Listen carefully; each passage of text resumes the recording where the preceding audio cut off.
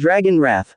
Minato was fighting off the most powerful enemy up to date. It was invincible, it was the most terrifying thing known to man. The dreaded paperwork. I helped defeat a giant chakra beast of mass destruction, and in the end all I get for it is damn paperwork. Damn you Sarutobi, you knew this would happen. He cursed, as he glared at his arch-enemy, which only got larger by the minute. Oh, come on, I've already pulled all-nighters for 3 days straight. I haven't gotten a chance to even see my family. A small smile appeared, banishing the hopeless situation he was in, his beautiful wife, his lovely children.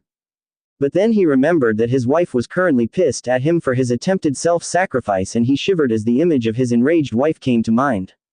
He quickly picked up the nearest document and began working. Paperwork's not all bad. By the time it's done, Kushina-chan will have calmed down enough not to kill me, probable.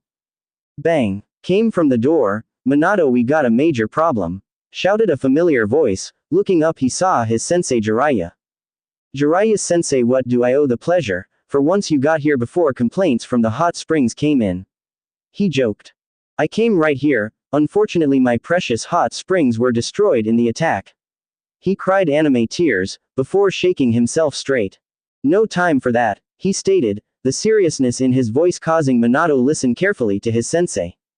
The great Toad Sage has had a prophecy and it concerns your children. That caught Minato's attention. What do you mean it involves my children? He and his family only just survived by some miracle and now his family is in trouble once more. Calm down Minato, we'll keep them safe. He made a hand sign activating a silencing seal, before pulling a piece of paper out of his pocket. Here's the prophecy. The sage began reading line for line what was on his piece of paper. A new entity will be born on par with the 9. One will be burdened with this new beast, that came from others. They will experience great pain and suffering, losing those that should love them most. 2 paths will open for the child of prophecy, born from the blood of your student. If guided by love, the child will become the dragon of salvation that will protect the world in its time of need. If it loses that love, they shall fall to ruin, leading themselves and the world to its end, becoming the dragon of destruction. Their union will bring new hope, or despair. If the child loses his light, darkness awaits those who took their beloved away. Jiraiya looked at Minato, his black eyes gazing into his student's blue orbs. It's hard to decipher, but several things are clear. The child of prophecy is one of your children. They will experience great pain if we don't do something, and they could very well end up dying and dooming the rest of the world along with them. He put the paper down on the desk for Minato to inspect at his leisure. He didn't want to believe in some prophecy, but there was one thing that made it creditable. First, we need to figure out what this new entity is. By the 9 we can be assured that it's referring to the Biju, but for something to be on par with them is almost unbelievable. I wouldn't be so sure of that, Minato commented, catching his sensei's attention. It would make sense if this new entity was another Biju. He told his sensei hesitantly, afraid what this prophecy could mean for his children. What do you mean Minato? There were only 9 Biju last time I checked. Jiraiya was still mostly unaware of the whole Biju attack, but was informed of his sensei passing, but he had a duty as Minato's sensei and to the man's children as their godfather to keep them safe.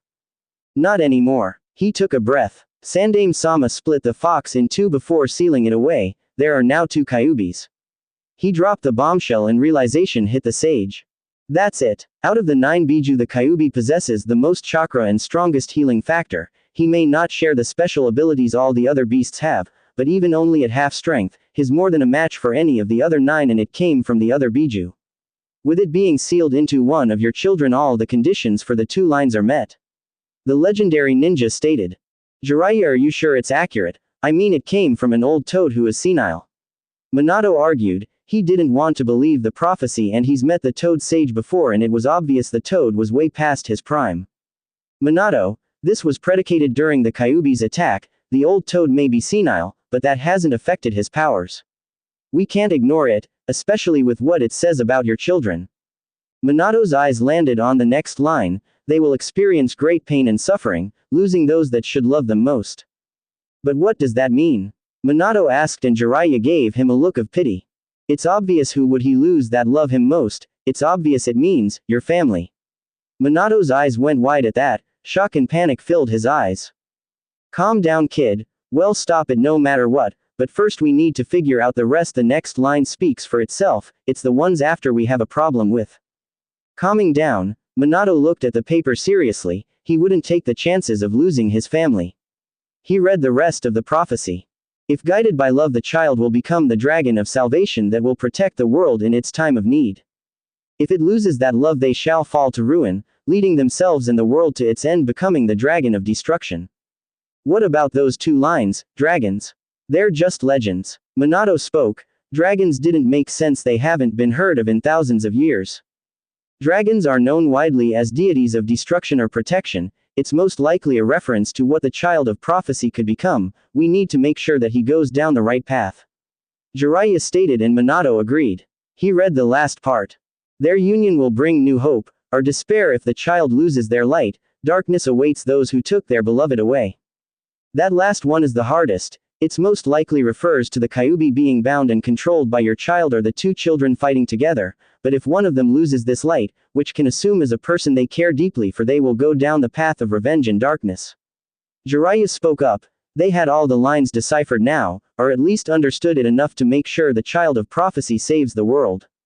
So, what are we going to do? How can we save my family and children? Minato pleaded with his sensei for answers.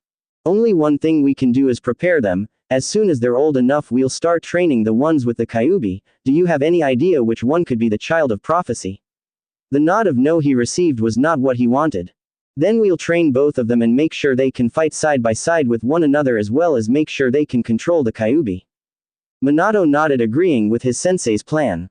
He would do anything to save his family. Kushina was busy recovering, Tsunade was helping. With the children having come to visit and help out, she quickly fell in love with her godchildren and has even decided to stay in the village permanently. She looked at her triplets playing around on the floor. When she found out about the seals, she was terrified of how they would be treated, and although the village was at first skeptical, thanks to the help Minato and herself, they quickly came around and were warming up to the twins that held Kyuubi and treating them as the heroes they were for their sacrifice. She giggled as she watched Naruto play with Akami, knocking her over. All of her children held different personalities. Naruto was most like her, always moving and playing around, taking the initiative. Akami was more like Minato, she still played with Naruto, but she was quieter and calmer until something got her hyped up. Menma was quietest and most like Minato, he would play on his own and was a bit shy. It reminded her of when Minato used to watch her from afar and would turn away in embarrassment whenever she got close. However, she didn't need to worry about him being antisocial as Naruto tackled his Ododo, gently coaxing him into joining the other 2 in play. Her Naru-chan was such a considerate Oni-san, he would always go that extra mile to make sure Menma joined them to play, bring the boy out of his shell a bit. She just knew Naruto would stand by his siblings and protect them. Over 2 years later, the day before the triplets' 3rd birthday, Naruto and his siblings were sitting down on the settee. He sat in between his 2 siblings. Naruto was excited. Tomorrow marked the official start of his ninja training, and then he could start on his dream to become Hokage like his dad. His Ka-san and 2-san came in and sat down. They seemed to have a serious look on their faces. Once sat down, Minato gave a heavy sigh. There's something very important we need to tell you. He waited until he had their undivided attention before continuing. You all know the story of Sandame defeating the Kyuubi, don't you? They just nodded. How the Sandame saved their 2-san was one of their favorite bedtime stories. What I'm about to tell you is how he defeated it. Minato went on to explain how Menma and Akami had a half of the Kyuubi each inside them. Kushina had to stop herself from going over and hugging them. Menma was almost in tears now that he was told, thinking that he was the fox. Naruto just calmly listened and then looked at his 2 siblings who were about to cry. Looking at his Ododo, he leaned close and poked Menma's stomach, tickling him and causing the almost crying boy to laugh as Naruto kept doing it. Oni-san, stop, that tickles. Menma laughed. What, I'm just petting the fox. Naruto grinned before he turned to Akami with an evil grin. Akami backed away from her Oni-san in fear. No, Oni-san, don't you dare. Naruto pounced on her and started tickling her too. Ah, no, stop. Menma, Ododo, help. Menma latched on to his Oni from behind, tickling him. Soon his Oni-chan joined in and together they defeated their evil Oni. Kushina and Minato could only join the laughter as the children had their tickle war. Once everyone calmed down, Minato ruffled Naruto's hair affectionately. Good job, kiddo. Of course, I'm the Oni. I'll always protect my Imouto and Odoto. Naruto grinned ear to ear. Both parents knew they could believe in those words, and they both felt a pang of guilt, knowing how much he's been looking forward to tomorrow. Naruto, we also have something important to tell you. The young boy looked into his two Sans eyes with excitement, causing the man to grimace somewhat. You know what day it is tomorrow, right? He asked, and the boy jumped up and loudly exclaimed. Yep, it's the 3rd anniversary of the Kyuubi defeated and the festival of the Sandaime Hokage. Festival of the 3rd Fire Shadow, but more importantly, it's our 3rd birthday and the day we start our ninja training. Just wait, I'm going to be Hokage before you know it. He shouted, grinning from ear to ear. No way, I'm going to be Hokage. Naruto Oni-san stated, his smooth red-headed look-alike. Menma was smiling at his Oni, and the parents watched the sibling rivalry, before the talk turned for the worse. Menma Odoto, you always copy Oni-san, don't you? Giggled the middle child Akane. Both she and Menma looked up to their Oni-san as their role model. But Menma was the one who tried to emulate him the most, down to his PJs, morning routine, and of course his dream. Menma Odoto, it's so cute seeing you and Oni-san together, you look so alike and act the same. She knew that the main reason Menma was so attached to his Oni was because unlike the two of them, he was the shyest of the children and had a hard time coming out of his shell. But Oni-san always helps you out. No, I don't. If anything, he's copying me. The red-haired boy pouted, arms crossed, a slight blush on his face. Seeing his Odoto's embarrassment, Naruto got a foxy grin. Imouto, don't tease him after all, why wouldn't he want to copy this superstar? He exclaimed, pointing to himself and showing his 3-year-old muscles. There was silence as the younger duo of the triplets looked at their Oni, both picked up the close pillow and threw it at their boasting big brother. Pillow fight. The two siblings once again ganged up on their big brother. Minato giggled at the sight before he clapped both hands together. Clap. All right, that's enough. He shouted. The triplets immediately stopped. Nobody moved until one pillow that was still in the air came down on Naruto, who glared at the perpetrator. Minato followed, glaring at his feathered-covered wife, who snuck her way into the fight when it started. Kushina tried to look innocent, but her husband's glare continued, until she pouted and took her spot by his side. Seeing how happy they all were just made it harder for parents. Yes, tomorrow Akame and Menma will start their training. Hell yeah, Menma shouted, excited like his Oni normally would be. But his Oni and Oni-san realized the absence of a certain name. To-san, what about Oni-san, won't he be training with us? Akame questioned, a frown marring her pretty face. Naruto looked at his parents in surprise, hurt and betrayal, which felt like a knife to the heart of both his To-san and Ka-san. Yes, about that, you see, we want to make sure Menma and Akame can control their tenants before you join, we don't want you accidentally getting hurt, right? Minato told them with sadness. His sensei was the one to recommend it, but it didn't make it feel any less wrong. Minato, we need to make sure both Menma and Akame are strong and work well together. I know it's hard, but I think we should have Naruto left out of the training at first. His sensei stated. What, but why? Minato pleaded, not wanting to push aside his own child. Don't worry, you can get back to him after a year or so once the twins have started getting the hang of the Kyuubi. We need to do this, Minato, to prevent the prophecy, and we don't want either of them hurting Naruto by accident, do we? Menma is slower and has confidence problems, he could end up getting jealous when both his Oni and Oni are ahead of him, and if Naruto and Akame get closer it could put a bigger strain on their relationship. As the conversation he had with his sensei came to mind and he faced his Masuko's hurt look, he reminded himself that it was all for the greater good. It's only for a year, we'll get back and make it all up to Naruto once the two are up to speed. He told himself, but he was still pushing his oldest away even more. Don't worry, Naru-chan, we'll get back to you next year when the two get up to speed, I promise. And Uzumaki never goes back on their word. His wife consulted their oldest, with a hug. Naruto looked up and asked, his voice slightly broken. It's to make sure Imouto and Odoto are okay, right? He asked, eyes sparkling with unshed tears. Yeah, don't worry, once they're up to speed you can join us again. Minato told him, putting a hand on his shoulder.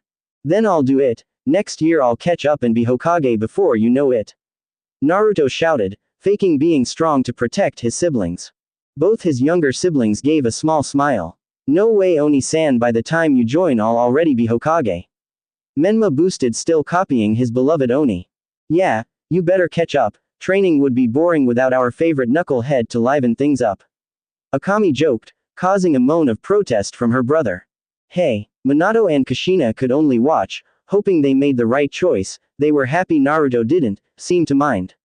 Or at least as far as they could tell, as the boy put on a brave face for his loved ones. The next day, October 10th. Naruto watched as his godfather ignored him, handing presents filled with ninja equipment to his siblings. But it wasn't just him, everyone gave presents to only his Imouto and Ototo, all ninja equipment. He watched from afar as Menma and Akami opened their presents, showing off their new practice kunai and shuriken as well as their training outfits. He looked at his own presents sat in a corner all on his own. They were few in number, since most of the family, friends in the village seemed to treat his siblings better than him. But his parents brought a shirt, books and ramen. They were small compared to his siblings' piles of presents, but at least he wasn't completely left out. As his parents brought the birthday cake, a lone tear dripped down his cheeks. He didn't like being excluded, he hated it the village ignored him in favor of his siblings, treating them like heroes. He knows now why. They kept the monstrous Kyuubi at bay since their birth. The boy turned and went to his room, not being able to stand seeing his siblings celebrating and showing off their new training gear. If being excluded was what he had to do to keep his younger siblings safe, then he would do it gladly. After all, he was their Oni-san, the oldest. It was his duty to look after his beloved Imouto and Ototo, protect them and keeping them from harm. After all, we are family and an Uzumaki always stands by their family. He recited one of the Uzumaki clan's creeds. His Ka-san made sure him and his siblings knew the importance of family. He took that to heart and always made sure his siblings were safe and never showed how much he was truly hurt on the inside.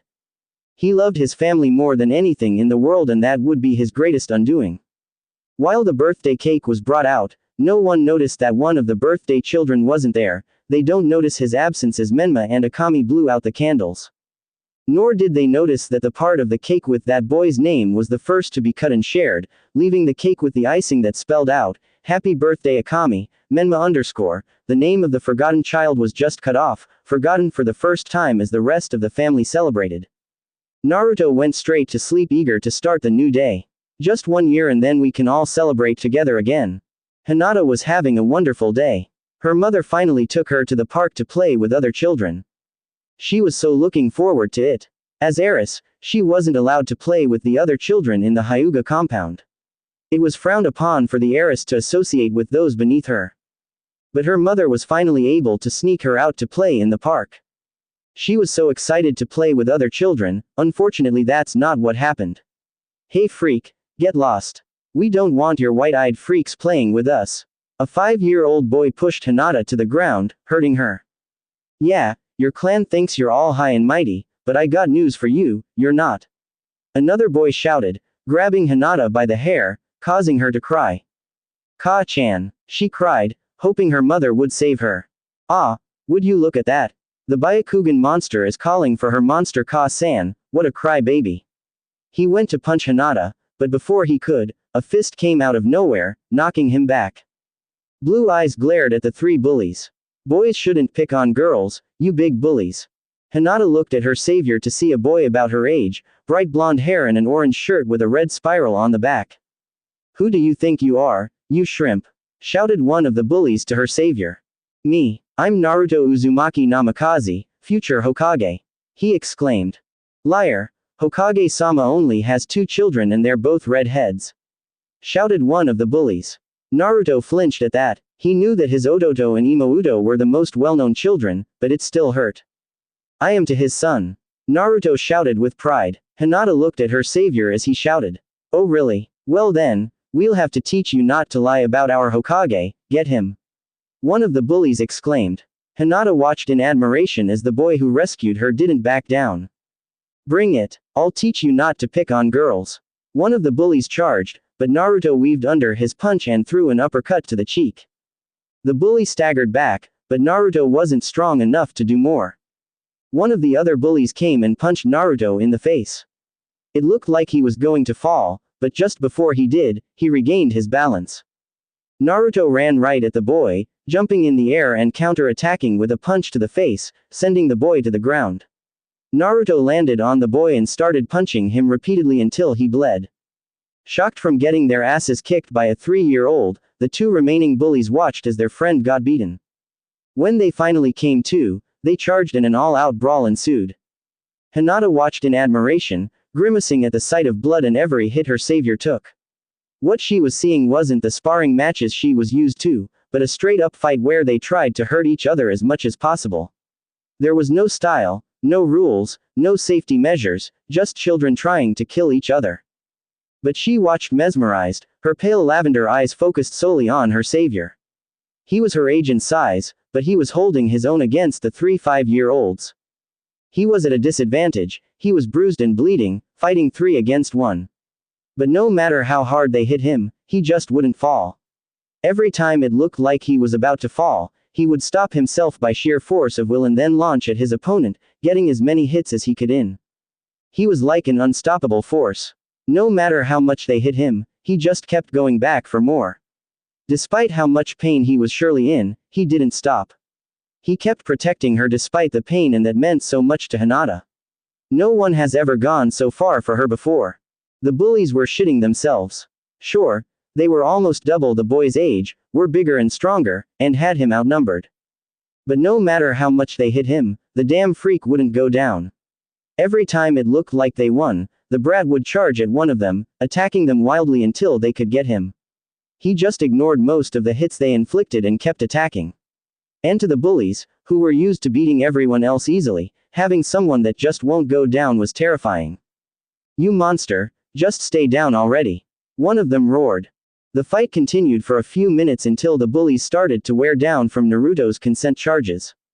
The psychological damage done by the fact that he kept coming and coming, added to their own injuries, caused them to flee in terror from the monster. "He's a monster," they shouted as they fled. Hinata looked at her blonde savior. He looked to her, he was breathing heavily and bruised all over. His blue orbs looked at her and she felt a warmth spread through as her heart and pulse quickened and she felt all fuzzy inside. "What's happening to me?" "Oni-san," shouted a duo of voices as 2 red heads showed up. "What happened?" asked a girl with long red hair that went down her back and violet eyes. She wore a purple training outfit with red on the trims and a red spiral on the back. "Hey, are you alright?" stuttered the boy. He looked like an exact replica of the boy who saved her, but his hair was flat and smooth instead of spiky, more like her own. He also had violet eyes, but there was a tint of blue in them, making them look darker. "Ototo, Imouto, I'm fine, just a fight." Naruto smiled, his bruised and bloodied face on display. "You don't look fine. Once I get my hands on the ones who did this to my Oni," Akami went off, causing her 2 brothers to move back. It was scary how she acted so much like their 2-san 1 minute and then became like their Ka-chan when enraged. Oni-chan," Menma whispered, causing the girl to calm down. "Damn it, Naruto Oni-san, what were you thinking getting into a fight? You haven't started training yet," she admonished. Naruto just smiled. "Well, I had to save this girl and besides, I won." He laughed. "You won, but what would have happened if you didn't and we didn't make it in time?" she said as she turned her eyes to the young Hyuga. Hinata jumped as violet eyes landed on her. She started to squirm as the other boy looked her way too and all eyes were on hers. Menma blushed as he caught sight of her. She's so beautiful," he thought in a trance, feeling so embarrassed. Naruto paced his siblings and made his way to the Hyuga. Thump, thump, thump, went Hinata's heart as the boy approached her step by step. Thump, thump, thump, thump, thump, thump, it got faster as he got closer. Naruto lowered himself down until sapphire blue met lavender. Hinata felt heat rush to her face as a fuzzy feeling overcame her and she blushed. "Hey, are you alright?" Naruto whispered gently. His voice was so kind, so soothing, that Hinata just got lost in it and could only dumbly nod as she admired the handsome boy in front of her. "Good," he whispered. A hand gently reached out and patted her ruined hair down. Hinata almost let out a hum of approval as she felt the boy's fingers stroke her hair lovingly. "A pretty girl like you shouldn't cry." Hinata blushed, disappointed when his hand left her head. "I'm Naruto Uzumaki Namikaze," he smiled and then pointed to the girl. "And that's my Imouto." Hinata followed Naruto's finger like she was in a trance at the boy in front of her every beck and call. Her eyes landed on the redhead girl, who greeted her with a nod. "I'm Akami Uzumaki Namikaze. Sorry about that, Oni-san can be a handful at times. She smiled. Hinata just nodded back, still in her daze. She followed Naruto's hand as it pointed at the boy on instinct. And that's my Ototo-me, he stated, but was cut off as the boy tried to introduce himself, emphasis on tired. Me menma, Uzumaki, na nami kase, the red-headed boy that looked like a copy of her savior stuttered, madly blushing. He was belittling himself for stuttering and was extremely jealous of his Oni-san for being so close and touching her silky blue hair. Naruto looked back at the girl. And you? He asked, his bright blue eyes sparkling. Hi Hinata Hyuga, Hinata squeaked back, blushing a great shade of red like Menma did before. Naruto just gave her smile that took her breath away, holding out his hand. So, would you like to play with us? Hinata was in pure and utter bliss, plain and simple. Not only did this kind, gentle, wonderful boy save her, but he was offering to let her play with them, which was something she always wanted to do. She took his hand slowly. She basked in how warm and soft it felt and allowed Naruto to pull her up. When Naruto started leading her away, she followed like a lost puppy who just found her new owner. What followed was the best times of her life. Naruto-kun was so kind and caring. He made sure she was involved with everything and he would always smile at her in that special way that got her heart pumping. When she failed, he didn't insult her, or tell her to go away. He only encouraged her to do better. Naruto came over to her, causing Hinata to panic. He stepped behind her, taking both of Hinata's hand in his as she held the ball. You need to push like so. He whispered in her ear. She could feel the breath go down her neck, giving her a pleasurable shiver. The warmth of his body that she just leaned into as he stood behind her, the feeling of his hands over hers. She loved it. She relished contact with him. She never felt anything so amazing as what she felt when she was around her Naruto-kun. Menma just watched the two as they went on in their own little world as Naruto helped Hinata with how to throw the ball. His eyes blazed green and his teeth clenched, grinding in jealousy. I wish I was the one. Hinata-chan was all over. For the first time, Menma could say he hated and envied his Oni. The group played all day. Naruto and Hinata seemed to have become really close, smiling so much that you wouldn't guess that they only just met. Menma tried to get as close to Hinata as he could without being too close to his Oni, and Akami just played happily, thankful to have another girl along. When the day finally ended and the sun was setting, painting the sky orange, their playtime was over.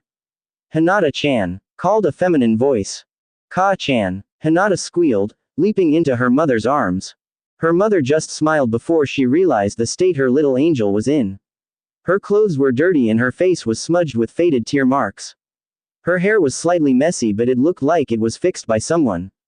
Hinata-chan, what happened? She asked in concern, lowering herself to her level and inspecting her daughter more. Hinata blushed as she remembered how Naruto-kun proudly protected her from those bullies. Her mother wasn't ignorant and noticed the blush instantly. Hinata-chan, what have you been up to? She smiled as she thought about what could make her girl blush like that. Hinata was fidgeting under her mother's gaze. Well, some bullies. At the mention of bullies, an almost lavender flame burned into the Hyuga mother's eyes, causing the girl to almost shout out the last bit. But Naruto-kun saved me. Hinata covered her mouth, blushing bright red at what she just shouted. Hinata-chan, Naruto shouted, running to Hinata's aid at her shout. Are you alright? He asked, looking around. Did those bullies come back? Her mother just smiled as the bruised boy looked around for anyone trying to hurt her daughter. It was obvious by his state that he fought very hard to protect her. So, you must be Naruto-kun. Hinata-chan told me you saved her from some mean bullies. Thank you so much for saving my daughter. She smiled, causing Naruto to blush as he looked at the women in curiosity. Oh, how rude of me, I'm Hitomi Hyuga, Hinata's Ka-san. She introduced herself.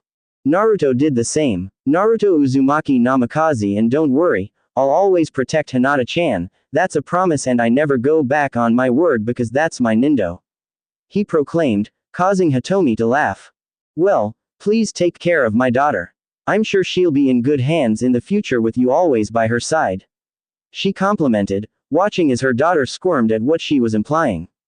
Yeah, don't worry, I won't let anything happen to Hinata-chan and will always be by her side to protect her.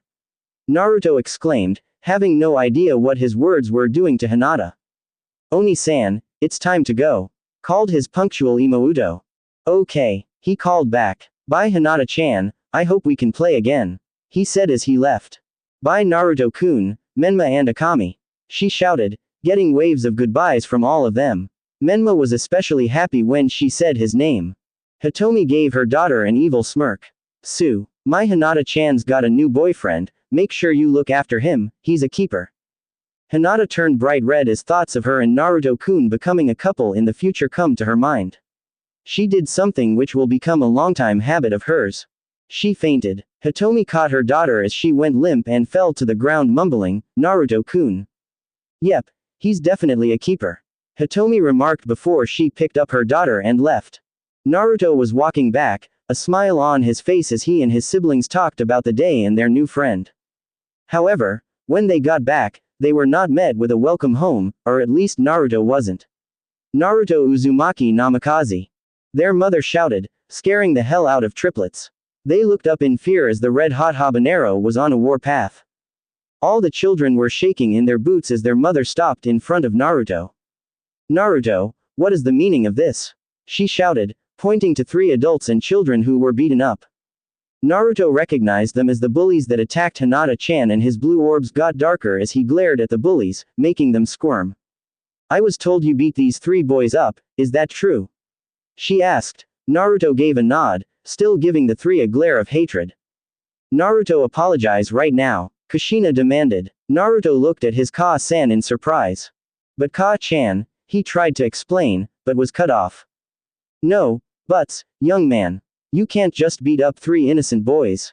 If this was what you would have used it for, it's a good thing you didn't start your training. You need to be more responsible, now apologize.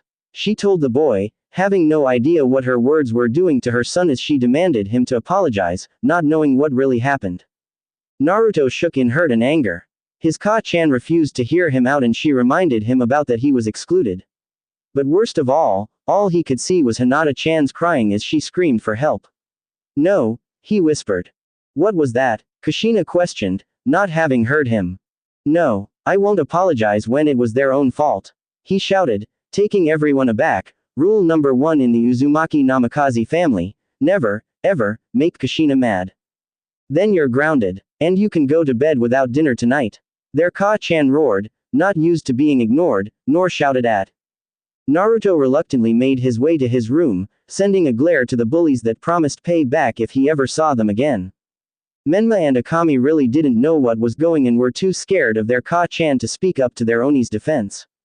They weren't there to see the fight nor what the bullies did to Hinata, even if they knew about it. They watched as their Ka-chan went back to apologizing to the parents. About a month later, December 27th, Hinata became an almost unofficial member of the Namikaze family. Kushina loved having her around and visiting her old friend Hitomi. This went double for the kids, and Hinata loved being able to see Naruto every day, who kept his promise of keeping her safe despite the constant telling offs by his mother. Today was the day Hinata turned 3 and Naruto was looking forward to giving his best friend his gift. But sadly, one thing stopped him from rushing over to see Hinata straight away. Ka-chan, do we need to go? Whined Naruto as his Ka-chan put a kimono on him. It was orange and had the Uzumaki crest on the back. Yes Naruto, it's an important event for the village and as the family of the Hokage, we need to attend. His Ka-chan told him, finishing tying his kimono. But it's Hinata-chan's birthday today. He whined again, not wanting to miss the first birthday they had as friends. I know, but we can't miss it. These peace talks are a major event, and besides the Hyuga, who requested special permission to miss it for Hinata's birthday and integration as clan heir, everyone has to attend. Her oldest pouted at this. He really didn't want to miss Hinata-chan's birthday, and it hurt his mother to see him so down. Tell you what, I'll see about asking Minato if we can leave early to see Hinata-chan, okay? Naruto brightened at this. Really Ka-chan, we can see Hinata-chan after?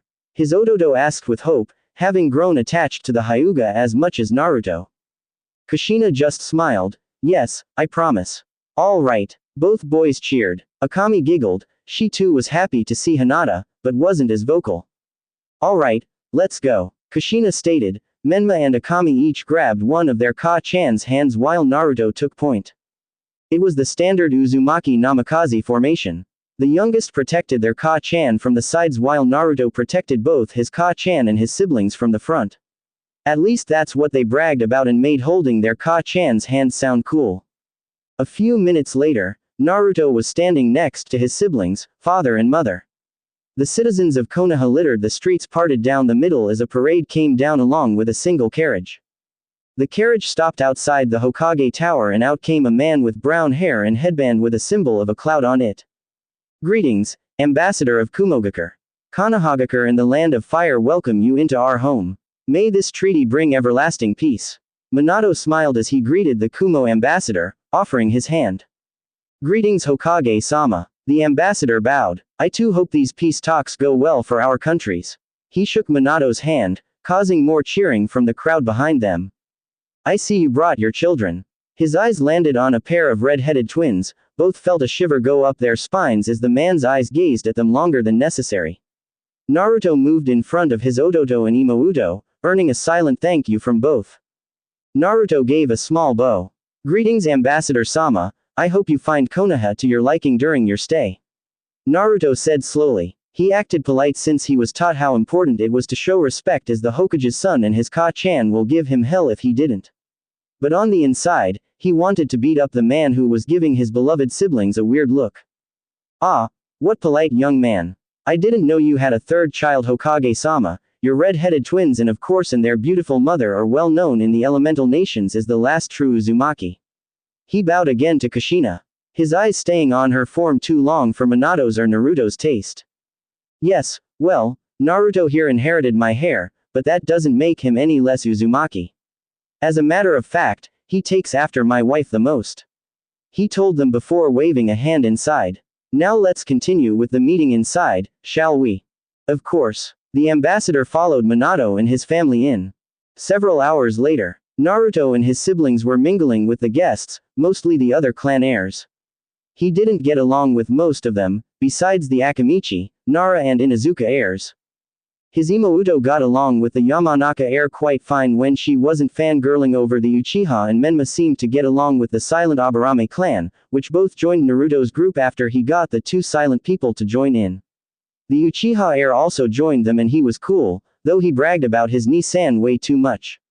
Now he knows what others go through when his Ototo brags about him. It was getting late and the boy couldn't keep his mind off the one clan heir not there, Hinata-chan.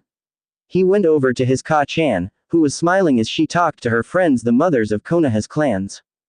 Ka-chan, can we go and see Hinata-chan now please? Naruto asked. It was getting late and he wouldn't be able to see her before bedtime if they don't leave now. Looking at her son, who was giving her puppy dog eyes, she gave in.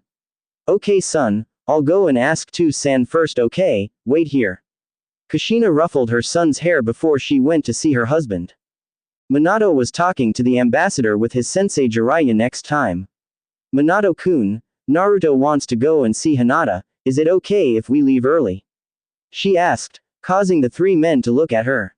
The ambassador seemed to give a strange look as he asked. Leaving so soon Kushina-sama?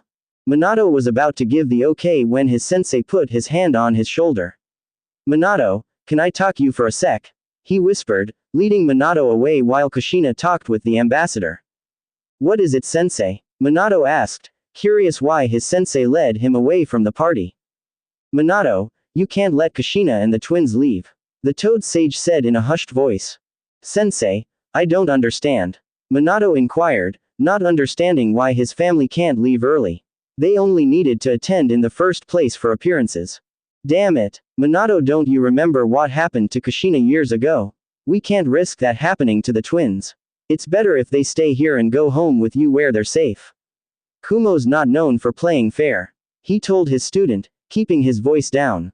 Minato remembered that night well. It was the night he first approached Kushina to save her from becoming Kumo's breeding stock. He also remembered the fear of almost losing her, and it was doubled at the thought of either of his children becoming Kumo's prisoners. You're right sensei. The two went back to join the party. Sorry Kushina-chan, but I think it's best you stay here with me. The party will be over in a few hours. He told his wife. Kushina was going to argue, not wanting to break her promise, but was interrupted. That's a brilliant idea Hokage-sama. It's not every day I get to hear about one of the legendary clans in the ninja world like the Uzumaki clan. The ambassador spoke up, and since she couldn't be rude and deny him, she was stuck speaking to him for the rest of the night. Another 2 hours later, Naruto waited, but his Ka-chan never came back and they stayed at the party until it was finished. Finally finished, Naruto pleaded. We can see Hinata-chan now, can't we? Kushina looked at her son sadly. It hurt so much knowing she broke her promise to him. I'm sorry Naru-chan, but it's too late now.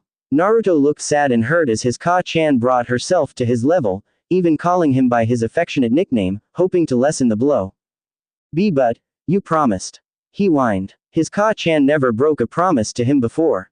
I know, but I'll take you first thing in the morning, I promise, okay? She told him. But like the one before, this too will become one of the many promises that she failed to keep. Naruto only nodded sadly, looking down and keeping quiet the rest of the trip home. It unnerved the family how quiet their knucklehead was tonight. Kushina just finished putting the triplets to bed, but as soon as his Ka-chan left his room, Naruto jumped out of bed, still fully clothed. He opened his window, looking back to his door, he whispered sadly. Sorry Ka-chan, I promised Hinata-chan I'd give her present. With those words the boy jumped out the window. Naruto arrived at the Hyuga compound in record time. Like his dad said, he was still an Uzumaki and possessed almost endless stamina. He easily snuck in through a loose brick in the wall, one that only someone his size could fit through. Once on the other side, he put the brick back so he wouldn't get caught and he made his way to Hinata-chan's room. After sneaking past half the compound that seemed unusually quiet tonight, he made it just outside Hinata-chan's room. But he saw a shadow sneaking through the garden like him. On closer inspection, he saw it was a ninja in a strange cloak. But Naruto's eyes widened in fear as he spotted the tied up and unconscious Hinata-chan on the man's shoulders. Hinata-chan! Naruto shouted as loud as he could, startling the man as he turned to see the blonde brat. Naruto charged, shouting, What the hell have you done to Hinata-chan? The shout woke up most of the compound. The ninja turned, seeing lights coming on and footsteps heard, not concerned with the blonde brat at all.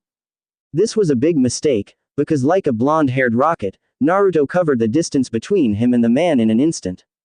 Naruto ready to punch and hit the man right below the legs, where a man's most precious treasure laid. Fuck. You damn brat. He cursed as he held his damaged balls. After the last few months of street fighting and the momentum behind him, Naruto's punch packed quite a wallop. The man dropped the kidnapped Hyuga heiress and Naruto rushed to her side, untying the bindings. He shook Hinata, who groaned, starting to wake up. The man could clearly hear the coming Hyuga, who now knew he was here. He had to deal with the brat quickly and leave as he went through hand signs. Lightning style, thunderbolt. He called out lighting blue lighting from his hands that headed straight to Naruto. Naruto looked at the lightning just in time to see it hit him. His whole body was shocked as it hit him and he gave a silent scream of pain as the electricity filled him, destroying his nerves and killing him. Hinata woke up just at the moment to see Naruto trying to scream in pain as blue light electrocuted him. Naruto-kun, she cried in horror as her beloved was being murdered right in front of her. Naruto, just barely conscious, struggled to look at her. He couldn't let her down. He had to protect his most precious person. I can't give up, Hinata-chan needs me. Naruto struggled, but the pain faded slowly and almost completely and for a second Naruto thought he was dead, as all traces of pain vanished. I'm sorry, Hinata-chan. As he said those thoughts, the blue lighting started moving towards his open mouth as if something was sucking it up. The blue light entered the mouth. Both the kidnapper and Hinata watched in amazement as Naruto seemed to eat the lighting. Before they knew it, the lightning attack was gone without a trace. Blue slitted eyes glared at the man. Naruto's skin still had a few burns and his clothes were burning from the attack, but he didn't care. The pain was gone, he felt some power swell up inside him as a warmth spread from his stomach. Naruto charged, rushing the man with speed a 3-year-old shouldn't possess. With a glowing yellow hand of what looked to be enveloped in lighting, Naruto punched the man in the balls a second time. The force and power behind it tripled the power of his first punch. The electricity around his hand entered the man, destroying any hope of ever having children and causing unimaginable pain as it stimulated the nerves. The man gave an ear-piercing scream that was heard all throughout the village. Ah! The man collapsed, his mind unable to handle the pain, or loss of his manhood. Naruto looked at the man with a grin. He had no idea what happened, but he had done it. He protected Hinata-chan. The power that filled him left and he dropped to the ground exhausted. He was caught by a crying Hinata who hugged him with a death grip. Naruto-kun, I thought, I lost, you. She cried into his shoulder. Naruto struggled to return her hug and tried to reassure her. There Hinata-chan. I'm okay, I promise. The girl just kept crying. Hiashi and the rest of the Hyuga clan arrived at the scene, surprised to see the children and the downed man. Seeing Naruto was most likely injured, he ordered, "Get the children to safety and give them medical attention now." He barked out and 2 branch members moved in. Naruto picked up a small box that fell out of his pocket when he was hit.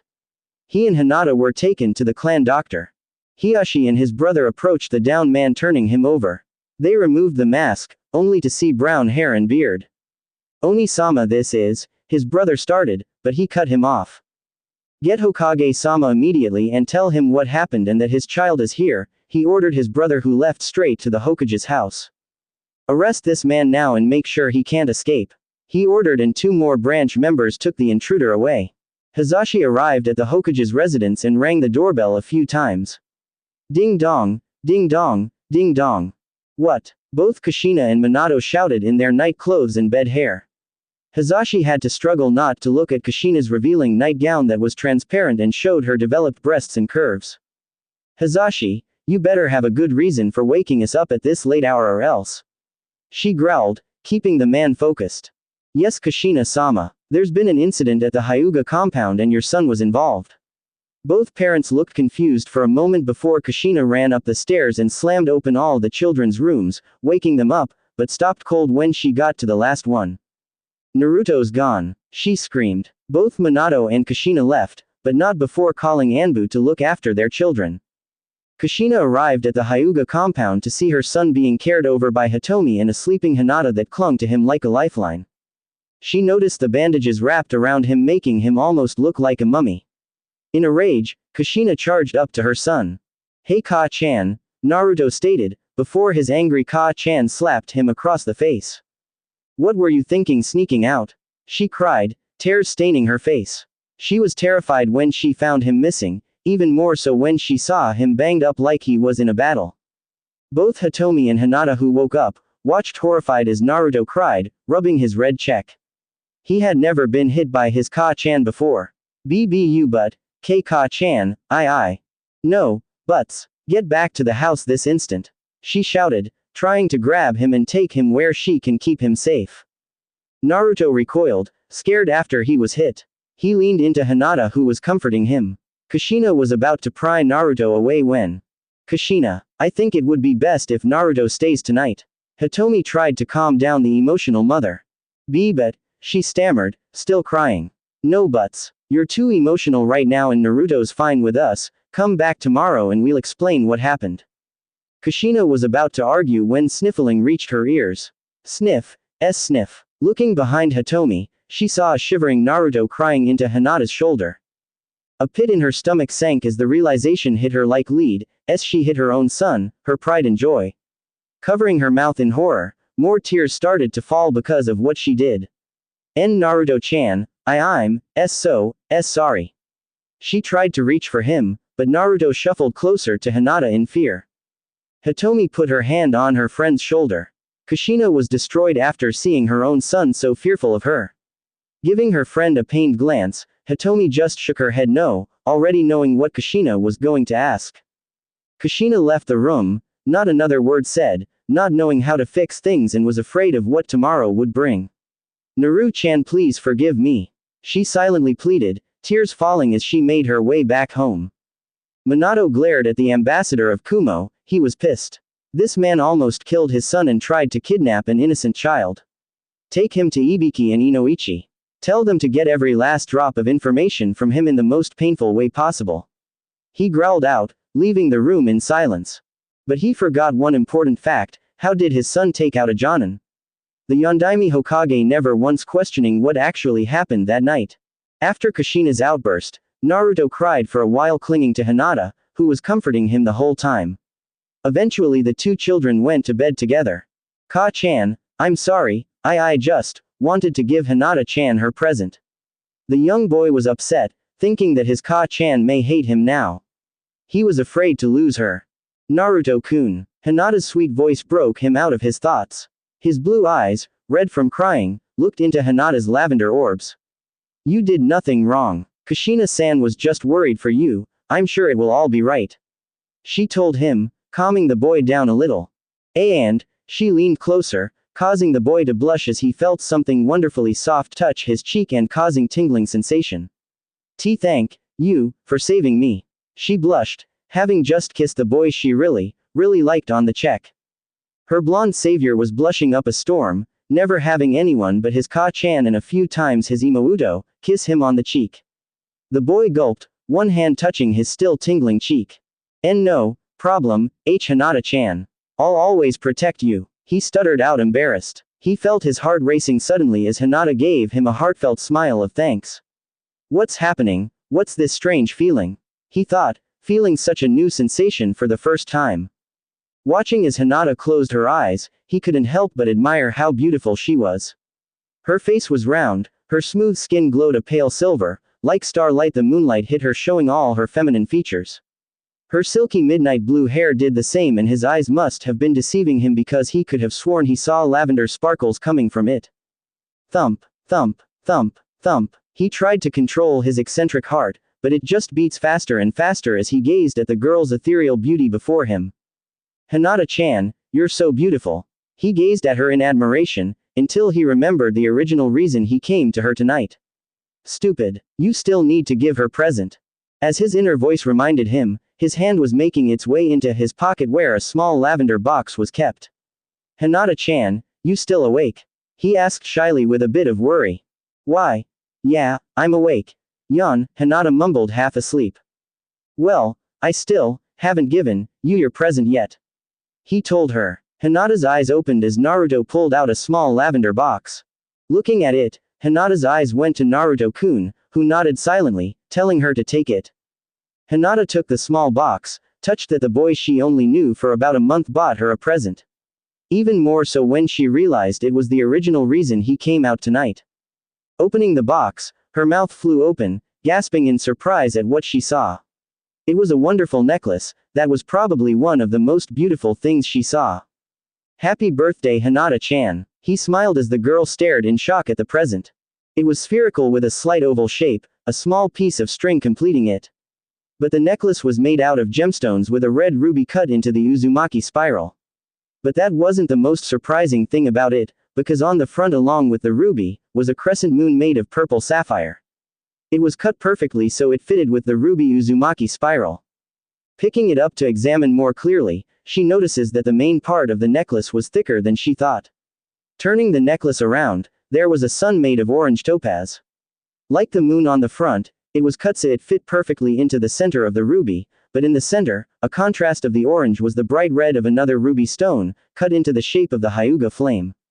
Naruto-kun, it's beautiful. She stuttered in astonishment. The necklace in front of her would have, oh Kami-sama. This must have cost a fortune, why you didn't need to spend that much on, she was cut off by Naruto. Don't worry, I got a lot of money for my birthday since Ka-chan and Tu-san couldn't buy me anything special since I wasn't joining in on the training. He told her smiling, which made it worse for the girl. As heir to the noble Hyuga clan, she could tell this was one of the most expensive things she's ever seen and it would have had to be custom bought to get it cut like this. One part of her was delighted over the fact her Naruto-kun spent so much for her. The other part, however, couldn't help but feel incredibly guilty that he spent so much of his money on her. Naruto-kun, I don't, she was once more cut off. Hinata-chan, that is a present from me to you. If you don't accept it then it would have been such a waste since I had it made with you in mind. If you really want to thank me for it, then wear it and show me how beautiful it looks on you. He smiled, causing the girl to blush at what he was implying. She handed Naruto the necklace and he was about to protest but was cut off. Will you put it on me Naruto-kun? The boy took the offered necklace, nodding dumbly. Making his way behind the girl's neck, he clicked the necklace into place. Both children were blushing madly as their faces almost touched, an inch closer and they would have shared their first kiss together. Backing away, Naruto put his hand over his heart that was beating a million times faster than before. Picking up the necklace once more from around her neck, Hinata smiled even more with a pink blush. It warmed the boy's heart seeing her so happy. Deciding to be brave, Hinata shouted, "I love it," while jumping into Naruto's arms.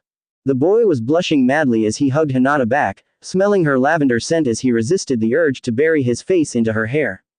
Noticing after a few minutes Hinata didn't move, he looked down to see her asleep, smiling blissfully. Smiling peacefully himself, he got comfortable with the blue-haired beauty in his arms. As the boy drifted off to sleep, Hinata's smile got wider as she snuggled into her Naruto-kun, more delighted that her plan worked. In a black void, a rainbow-colored orb glowed behind a cage with seal on it. It just floated there with what looked like water below reflected back the orb's light. The orb was still before a spark of yellow electricity circled around the orb. 10 months later. It's been almost a year since Hinata's attempted kidnapping by Kumo and Naruto's rescue of her. Thanks to the Kumo nin being taken alive, Konoha interrogation department was able to get all of Kumo's plans. The Yondaime Hokage was furious when he found that along with kidnapping the Hyuga heiress, his youngest son and daughter were both targets if the opportunity arose. Minato was thanking his lucky stars. He listened to his sensei and made extra care to listen to his sensei's words more often, a decision that will cause more problems than it will solve. Kumo tried to plead that they had nothing to do with it, but after showing evidence Konoha found after ambushing the Kumo extraction team near the borders of the Land of Fire, they could not weasel out of it. With this evidence and news of how Kumo's ninja was captured by a child, the village suffered a humiliating defeat. Once news reached the daimyo of the Land of Lighting, he forced the village of Kumo to pay reparations to Konoha as well as cut the village's budget, weakening their strength. It was that decision that prevented the Yondaime Hokage from going to war, who was convinced by the council and his sensei to accept the money to aid in the further recovery of their village after Kyuubi's attack 4 years prior. Rumors quickly spread about the son of the Hokage saving the Hyuga heiress. However, because of his status as Jinchuriki, it became widely known that it was the youngest son and not the eldest, causing the villagers' treatment of menma to improve drastically, even going as far believing he would become Hokage like his two-san one day. To the shy little boy who dreamed of becoming Hokage, this was a big confidence boost. However, not all of the aftermath of what is now known as the Hyuga affair was good. Due to Kushina's outburst on the night the relationship between her and her eldest suffered, Naruto was weary of Kushina the months after, and though he eventually forgives her, there has been a strain on their relationship ever since. While a wedge was put between mother and son, the relationship between Hinata and Naruto only grew closer, much to Menma's envy, who trained harder hoping to surpass his brother and earn the Hyuga heiress' attention. It was the eve before the triplets' 4th birthday, and Kushina was preparing for the celebration tomorrow with a big smile. Like she promised last year, Naruto was going to start training, and she planned to work extra hard with the boy so he can catch up to his siblings and repair the rift that formed between her and her son. The triplets were currently playing outside with Hinata. Since it was their birthday tomorrow, Menma and Akami were given the day off. It was the first time in ages that all the siblings and Hinata got together. Menma and Akami were a bit disappointed since they couldn't play ninja games because Naruto had yet to start his training, but they were just happy they could play with their Oni-san like old times. Hinata didn't mind much since she was used to playing non-ninja games with her Naruto-kun despite having started her own training her last birthday. But because of her attempted kidnapping, her training was increased to ensure that she could defend herself if Kumo tried anything again. This left the only child who didn't start his training yet to be very lonely, but the thought of him being able to train together with his precious siblings kept him going and smiling, and tomorrow, he was finally going to be able to play with them on equal footing.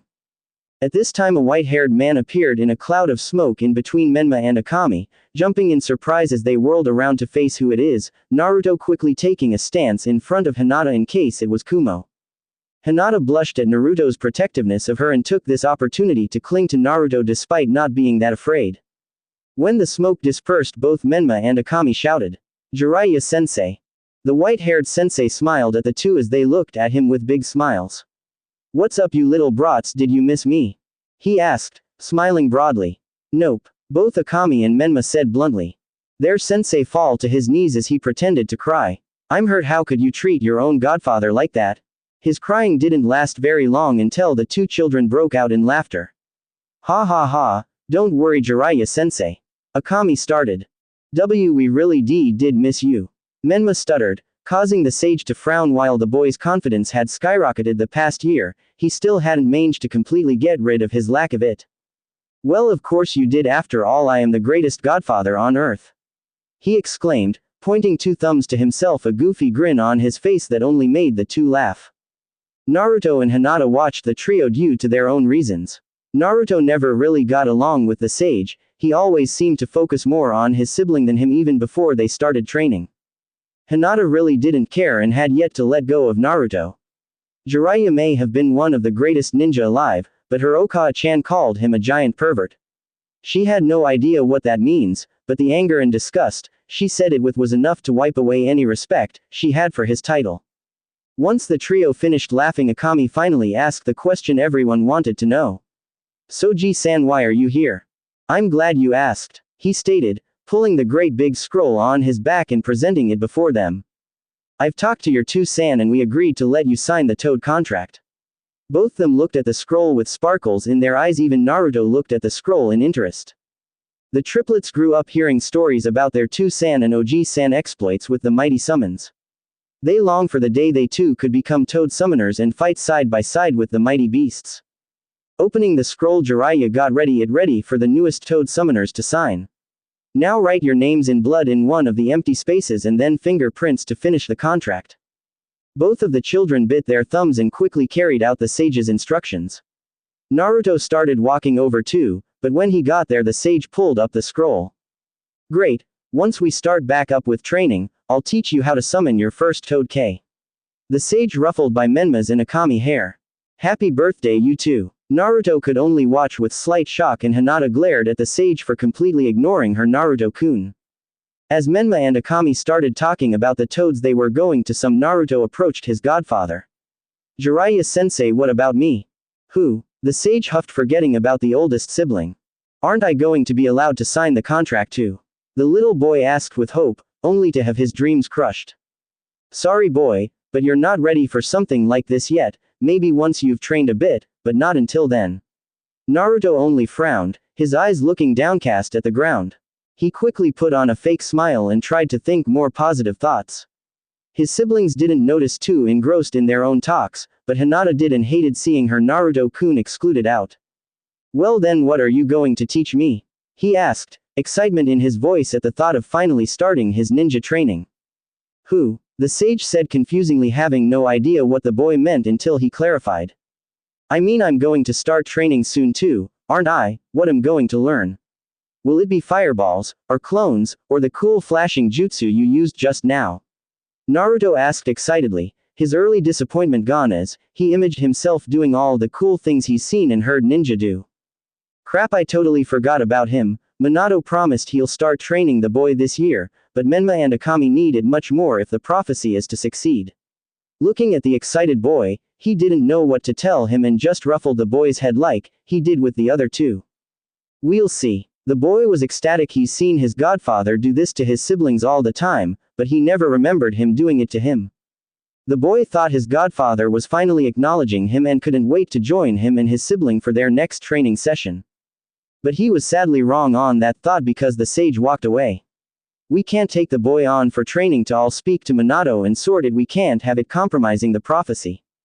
Naruto went back to Hinata, who was worried something just felt off between Naruto-kun's talk with the Sannin.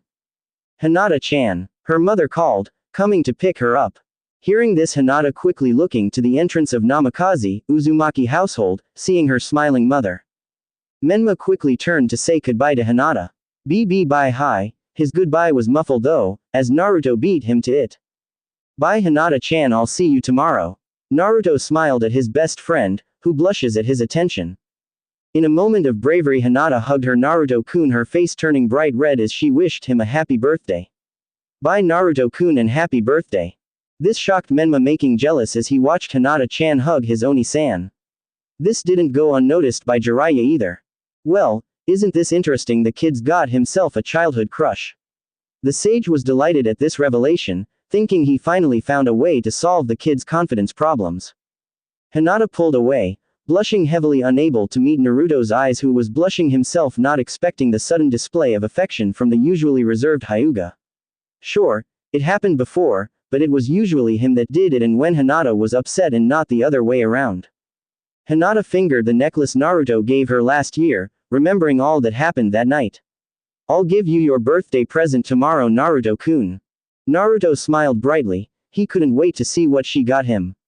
Turning to Naruto's sibling. Bye Menma, Akami, see you tomorrow. Bye Hinata, Akami called, waving her hand. Menma looked up at hearing his Oni-chan shout goodbye. Bye Hinata-chan. He said quietly and half-heartedly, but she still heard and smiled at the boy, causing him to blush.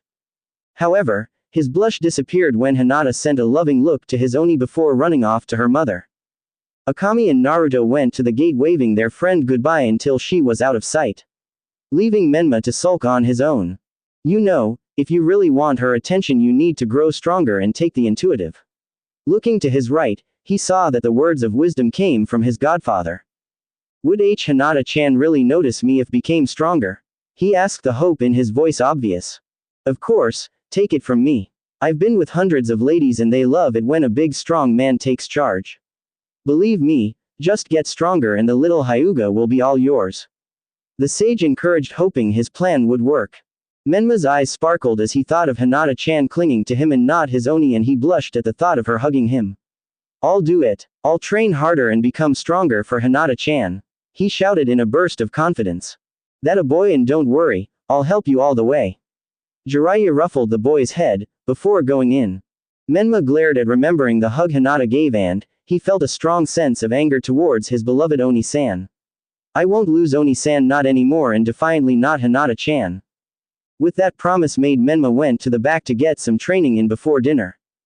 Kushina was getting into bed after tucking in her triplets. She had an incredible bright smile after hearing Naruto talk excitedly about training while she tucked him in.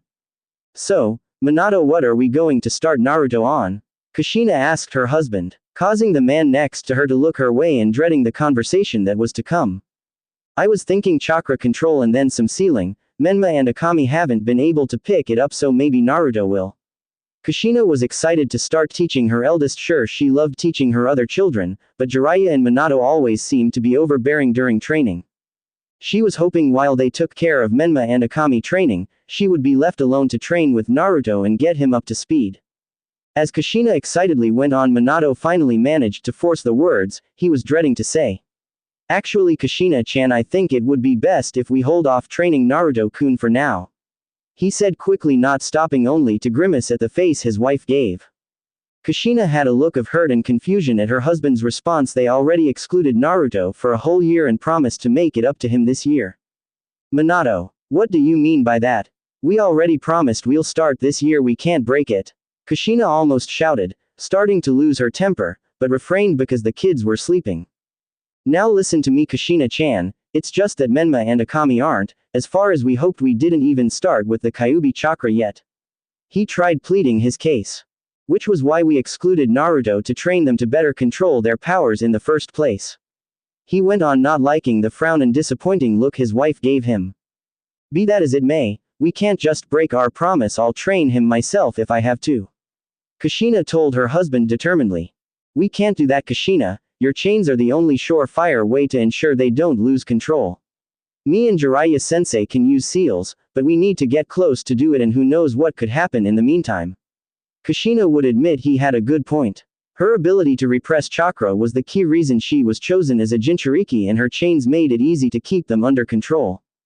But still, that's no reason to not let him join in. Minato could only frown at his wife, hoping that the conversation would end quickly without becoming a full-blown fight. But you know how Naruto is. Remember that incident with Kumo last year? This caused Kushina to halt as a past fear showed up. How could she forget waking up to find Naruto was missing? Was one of the scariest moments of her life.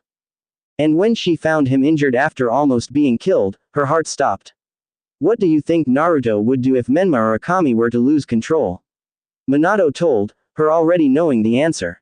It didn't take long for Kushina to work out what, after all, Naruto was always the ideal big brother. He would try and protect them even if it meant getting hurt. Her husband's words echoed, causing her to imagine Naruto taking on an out-of-control Menma and Akami only to be fatally injured. No, she whispered, almost crying in fear for her boy. Look, you and I don't want to do this, but Naruto is too reckless. He gets into fights all the time, and if we train him now, he'll just put himself in more dangerous situations. Kushina was practically crying. She could still remember all the parents that came to complain about Naruto for beating up their children. Seeing his distressed wife, he put his arm over her shoulder, hugging her. Once Menma and Akami have gotten used to the fox's chakra, and we don't need to worry about them losing control all of a sudden, then Naruto can join, and by then he'll be much more mature than he is now. You know how hard it is to keep control of the Kyuubi at first. The children need to build up a resistance to its influence before we can safely train them with Naruto. Minato's words seemed to finally gotten through to his wife, who only nodded in his embrace. Don't worry, once Naruto's started at the academy, he'll get the basics down there and we can start teaching him more advanced stuff. By then Menma and Akami are sure to be where we want them to be. Kushina could only silently cry. She hated the thought of leaving her son alone, but her husband's words made sense. They would just have to tell Naruto he'll have to wait a little longer. Unfortunately for the two, a young boy with bright blonde hair, blue eyes and whiskered marked cheeks heard everything. He got up to go to the bathroom and brush his teeth, forgetting to do it while he was telling his Ka-chan about all the things he wanted to learn when he started training. But sadly, that wasn't the case. He heard everything. It's just for another year, it's so Imouto and Ototo can be safe. He whispered, but he couldn't stop the silent tear that fall as he made his way back up to his room. If it was for his family, would do anything. He was the oldest, so he would make sure his siblings are safe no matter what. The next day, the Hokage's family was once more holding a large celebration for their triplet's birthday. There were a few more people this year, most of them here for Menma and Akami. All except one. Naruto was waiting in the corner watching while his sibling tried to perform the summoning jutsu. When Hinata and her family arrived, she immediately went to Naruto, spotting his bright yellow hair straight away, and went to give him his present. "Naruto-kun," she practically sang. Naruto put up a fake smile, trying his best not to show his disappointment. "Hey Hinata-chan." Hinata felt that there was something off with Naruto's smile and presented him with his present, which was really big. It might have been the biggest present there. Naruto looked at the surprisingly huge gift Hinata presented with a blush. Embarrassed, having never really received such a big present before, he felt a smile come to his lips as he accepted it and began opening it. Hope you like it." Like was an understatement. He practically loved her. Hinata-chan outdid herself. There wasn't just one present, but several. There was a custom-made ninja pouch and shuriken holder, along with custom-made shuriken and kunai. These weren't the practice tools his siblings got, but real ones that looked like they were made of silver. There were also 3 scrolls for learning the most basic academy jutsu, the Bushin, Kawarimi and Henge no Jutsu. Finally, there were 2 books, one about chakra theory and the other about trap making with a beginner starting kit. I thought that with this you'll be able to catch up to you siblings in no time, and now that you're starting your training. She blushed, fidgeting with her fingers. The delight he felt went away and a frown appeared on his face at remembering the fact he won't really be able to use them. "Naruto-kun, is something wrong?"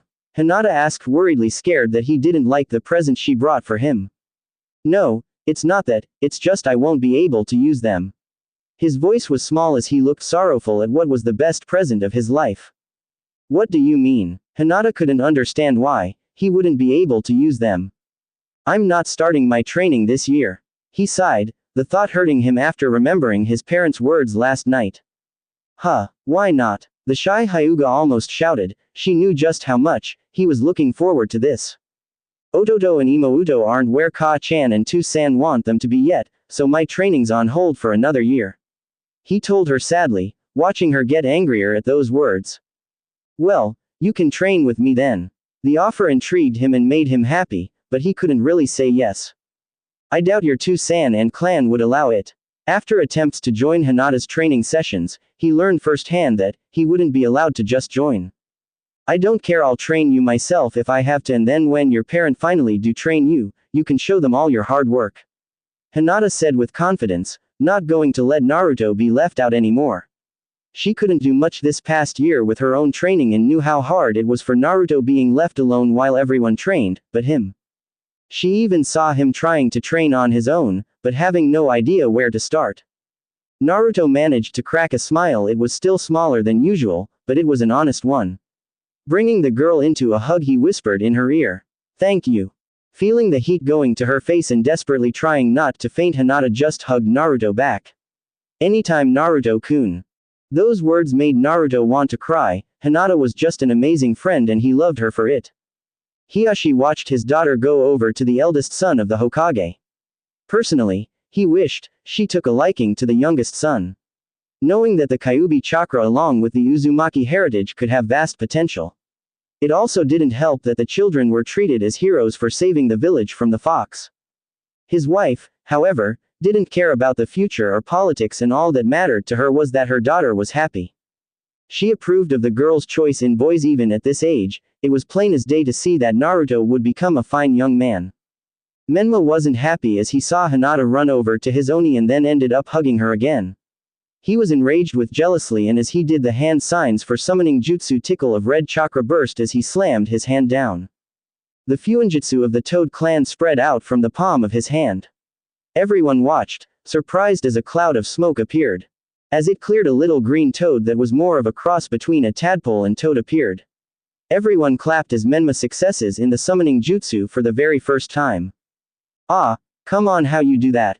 Akami pouted as she tried to do the jutsu, but failed each time. Jiraiya and Minato only smiled at the boy's progress. Delighted with his summoning, he scooped up his toad tadpole thingy and ran off to show Hinata and his Oni-san. Hinata-chan, Oni-san, look, I summoned a toad. The boy showed off his toad excitedly. Both of them looked at said toad, realizing it wasn't a toad yet, but didn't say anything. Just wait, I know it's small, but I'm going to summon big ones like two-san once we start training. He said excitedly, happy to have gotten it down first. His Oni-san and Oni-chan always beat him, but not this time. This time he came out on top. Live it up, Ododo, I'll catch up and summon a toad twice as big. Akami playfully challenged, happy for her Ododo's success even if she was a little jealous. Then I'll just summon one twice as big as yours by then. Menma challenged back. Seeing his siblings fight over jutsu hurt, especially one he wanted so badly to learn. Naruto began running off his sibling, hardly noticing, but Hinata did, and she glared at the siblings. When Menma and Akami looked back to see their Oni missing, they asked, where did Oni go? She wanted to shout at them for being so inconsiderate of Naruto's feelings, but knew that wouldn't make Naruto any happier. So, she just ignored them, going to find her Naruto-kun. This caused Menma to feel a bit hurt, but once he remembered that Hinata-chan actually paid attention to him when he showed her the toad, it strengthened his resolve.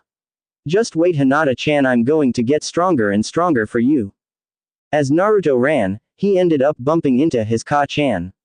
Naruto, watch where you going? She scolded, but when he just ran past without so much as an apology, she got a bit angry.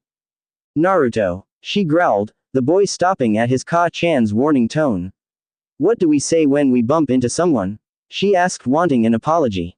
It was basic manners to apologize when you bump into someone. Naruto's fist clenched, slowly turning, he asked. Ka-chan, when am I going to start training? A wave of guilt overcame Kushina and she was left too shocked to say anything. Having no idea that Naruto overheard her and Minato last night. Using this opportunity, Naruto ran to his room and away from his Ka-chan, who didn't have the heart to chase after him. Naruto laid on his bed, everything was looking up. His godfather and Ka-chan were acknowledging him and he was so happy to be with his sibling again. But in the end, it didn't happen and he was excluded from his family for another year. Naruto didn't hear the door open as Hinata slipped in, seeing Naruto lying on the bed as he sulked. Taking a seat next to him, she lovingly stroked his back and hair as the boy began crying. It tore her heart seeing him like this, no matter what the reason. Couldn't his family see they were hurting him? Don't worry, Naruto-kun, I'm here. Hinata lied down, hugging Naruto's head to chest. He hugged her back until he fell asleep. When Hitomi went looking for her daughter and saw them lying together on the bed, she smiled and asked Kushina if it was okay for Hinata to stay. She agreed, knowing how much her children loved Hinata, having no idea that Hinata had fallen asleep in Naruto's room. In the black void behind its cage, the rainbow orb had grown bigger. An angry growl emerged from it within. The light began shifting as it took an oval shape like that of an egg.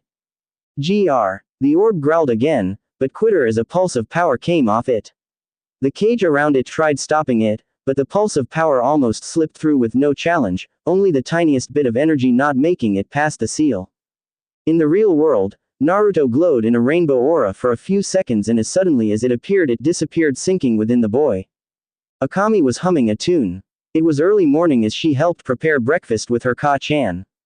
The now 5-year-old girl was delighted because today was the day her and her brothers were going to start going to the academy together. I can't wait for me and Oni-san and Ododo to begin the academy and finally be together again. She didn't understand why her parents didn't let her Oni-san start training with them like they had promised, and she hated it. She missed the days when the three of them would be close and inseparable from each other. But once Menma and I started training, those days just faded away. Her smile quickly turned into a frown at the recollection of the growing distance between her Oni-san. While they trained, their Oni-san just seemed to fade out. The times we spent together just keeps becoming less and less. Hurry up and join us, Oni. We miss you, I miss you.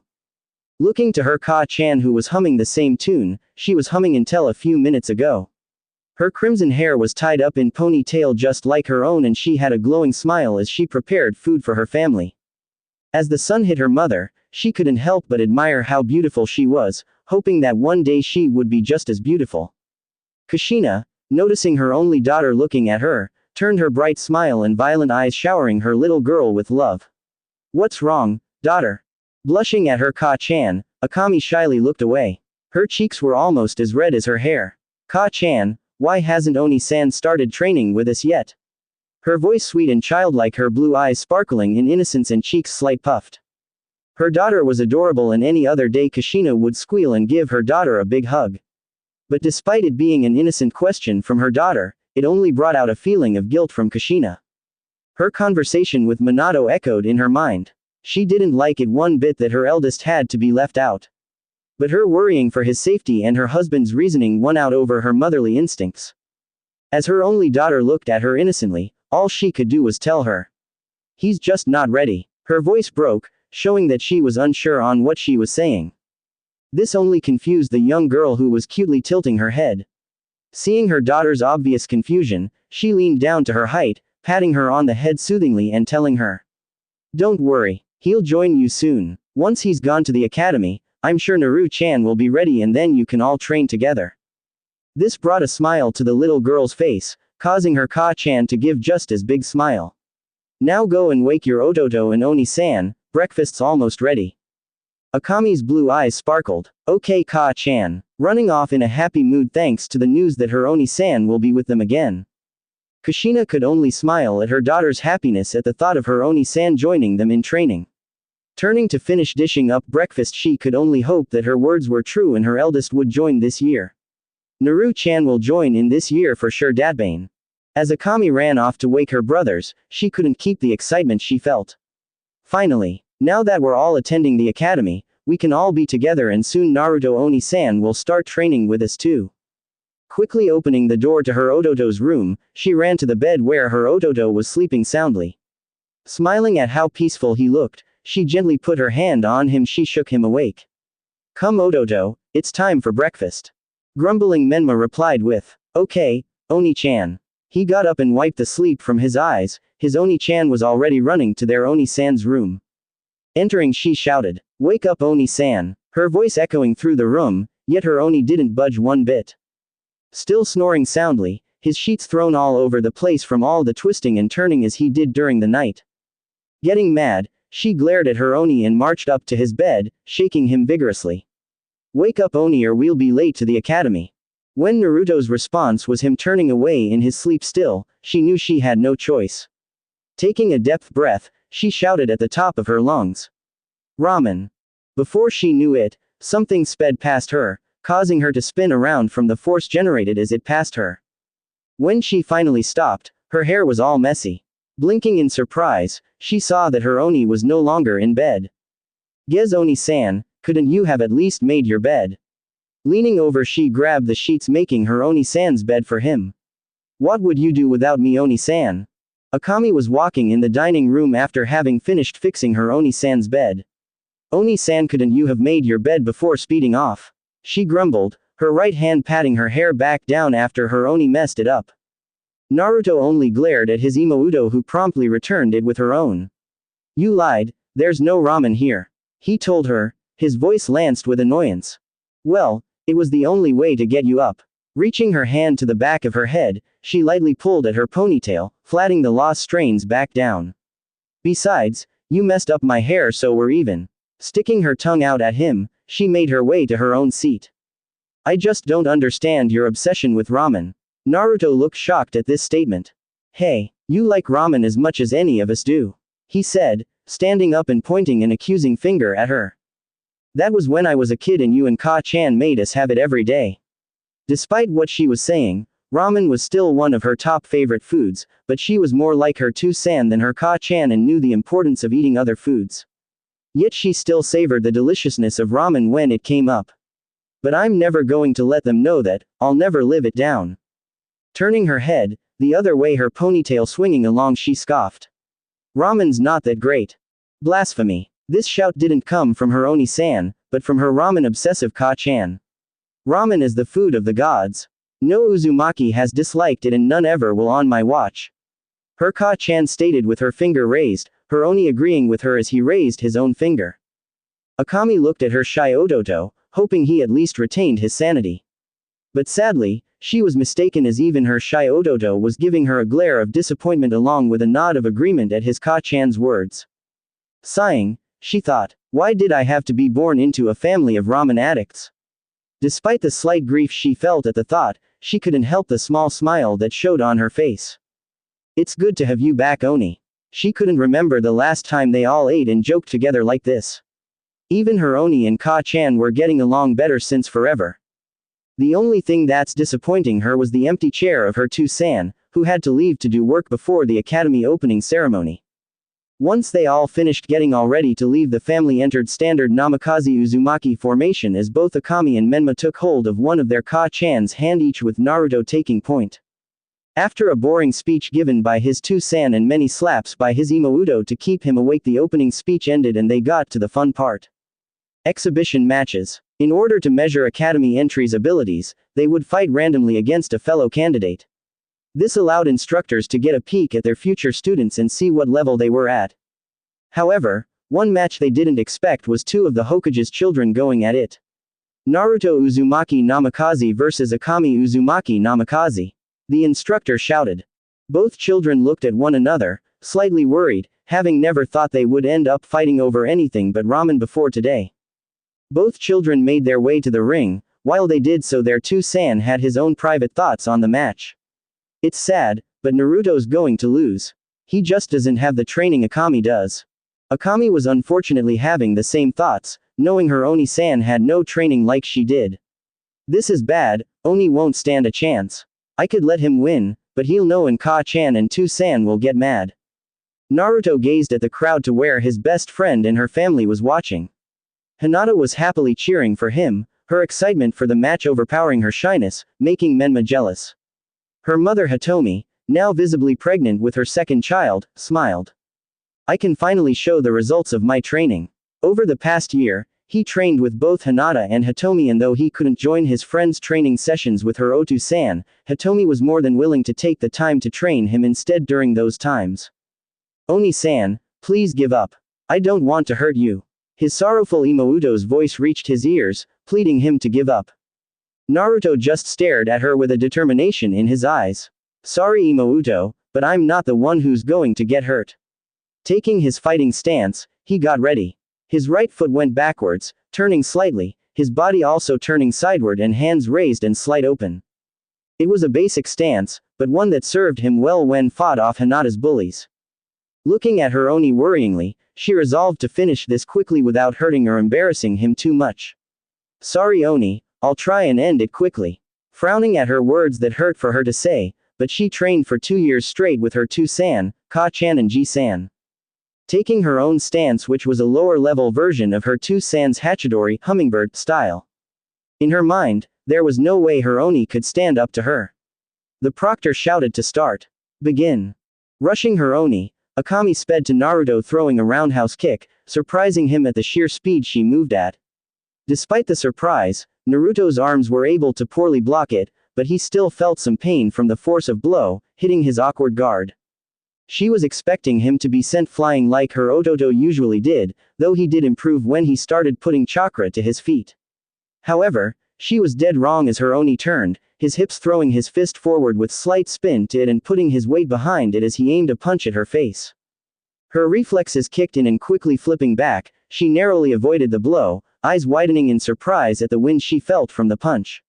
Now in mid-flip, one of her legs caught her Oni's chin before finishing landing a few meters away. But Naruto wasn't even fazed by her blow, though he felt the pain. To the girl's eyes he looked completely fine. He withstood her kicks by pure muscle strength, something not even their Ototo could do. Smacking his mouth at feeling the pain from her kick to his chin and shaking his arms, it distracted him from the pain and numbness he felt as he quickly charged at his Imouto. Propelling off his back foot, Naruto quickly covered the gap between them.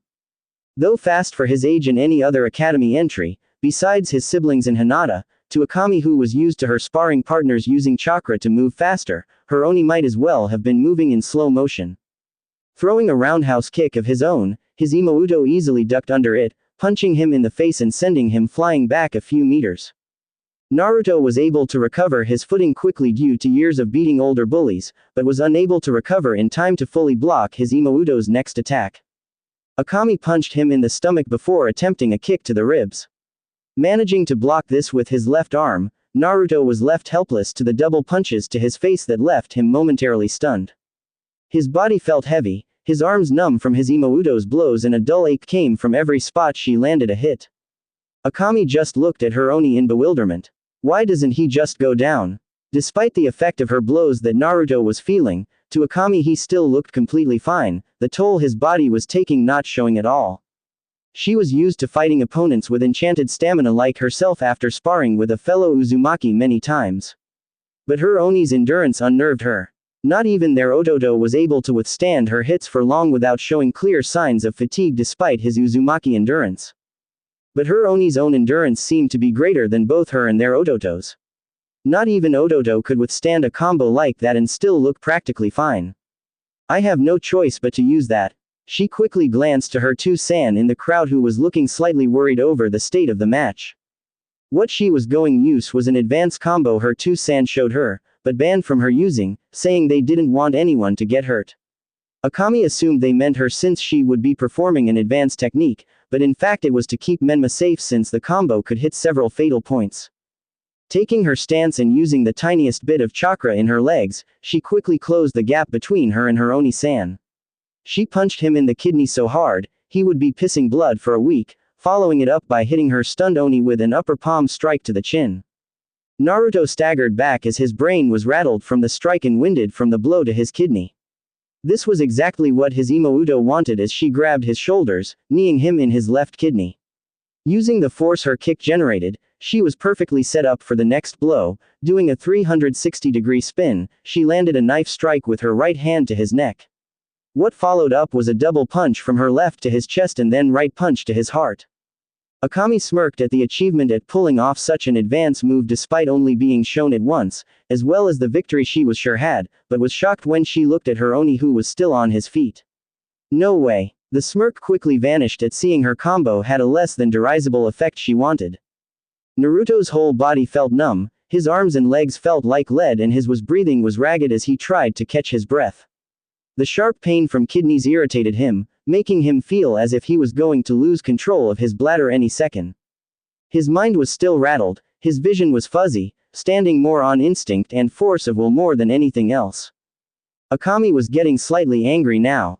She trained hard wanting to protect her Oni and Ototo, yet in the end it all seemed pointless now that no matter how hard she tried, she couldn't beat her Oni-san who had no training at all.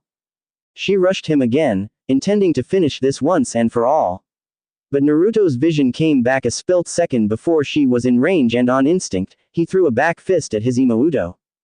At the speed she was going, a normal person wouldn't be able to react at all, but her Otu-san once commented that she was faster than he was at her age. The world seemed to slow down. She could clearly see Naruto's punch just inches from her face. But her reflexes were fast enough to react and begun to weave under it, but then at last second, her Oni's fist seemed to glow red, speeding up and colliding into her face. Crack. The sickly sound was hard as Naruto's fist hit his Imouto dead center in the nose and blood flew everywhere. Akami was sent flying as the crowd watched as she lost the match. Naruto's head finally cleared and looked at his downed Imouto and smiled at having won their match. But that only lasted a moment as a sound reached his ears. Sniff, sniff, wah, wah, wah. Naruto looked at his Imouto in horror as she cried, her nose broken and her face bloodied. His brotherly instinct taking over her went to help his Imouto, but his Ka-chan and godmother Tsunade were already attending to her. Naruto, that was too much, this was only supposed to be a friendly spar. Kushina scolded, glaring at her son before going back to attending to her daughter.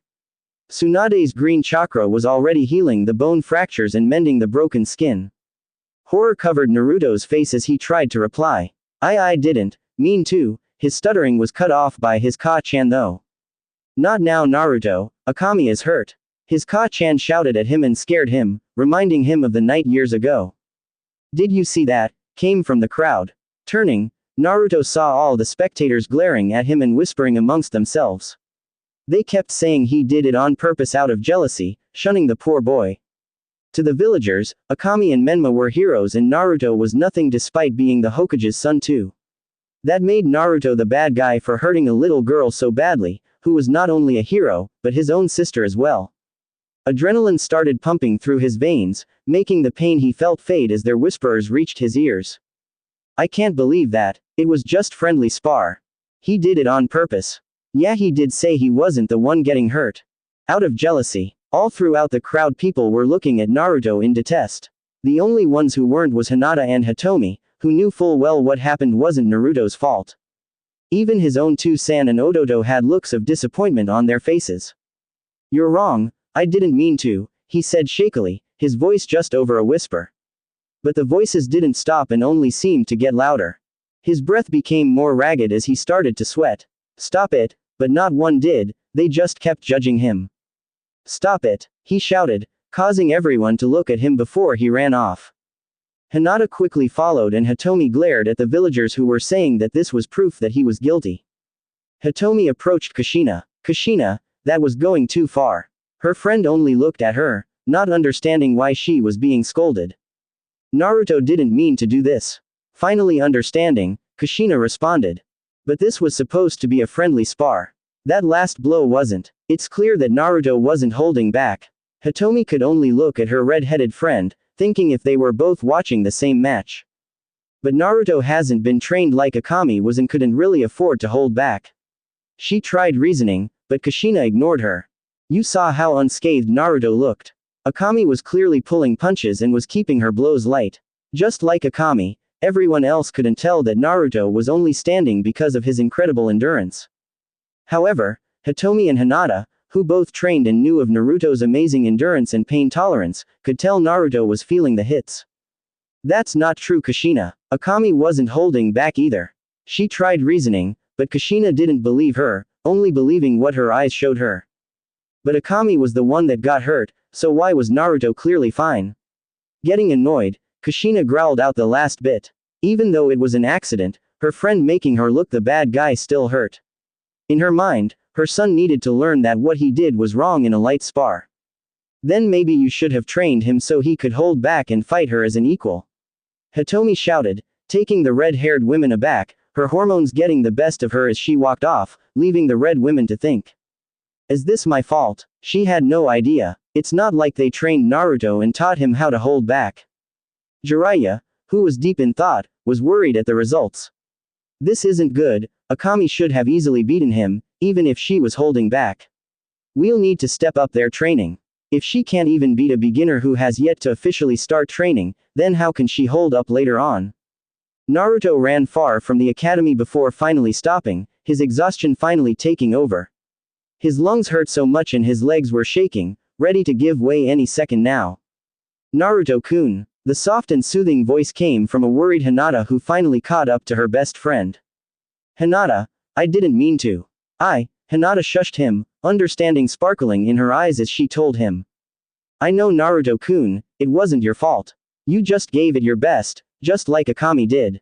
Her words were quiet, yet clear, soothing Naruto's worries. But I hurt her, I hurt my Imouto. He said, disgusted with himself. He was her Oni-san. He was supposed to protect her, not hurt her. Naruto-kun, it's alright, you and Akami were both prepared for it and you got just as hurt. Looking into her eyes, Naruto only saw worry and acceptance, not the eyes of disappointment or disgust his family and the villagers gave him. Naruto's leg finally gave way, unable to hold themselves up, falling. Naruto was caught by Hinata. Come on, let's get you home. She was full of worry, she's never seen Naruto so tired that he could barely stand up. Finally, home, Hinata put Naruto on the couch who just lied there silently. Fiddling with her fingers and blushing at the tired Naruto, she took a deep breath, readying herself.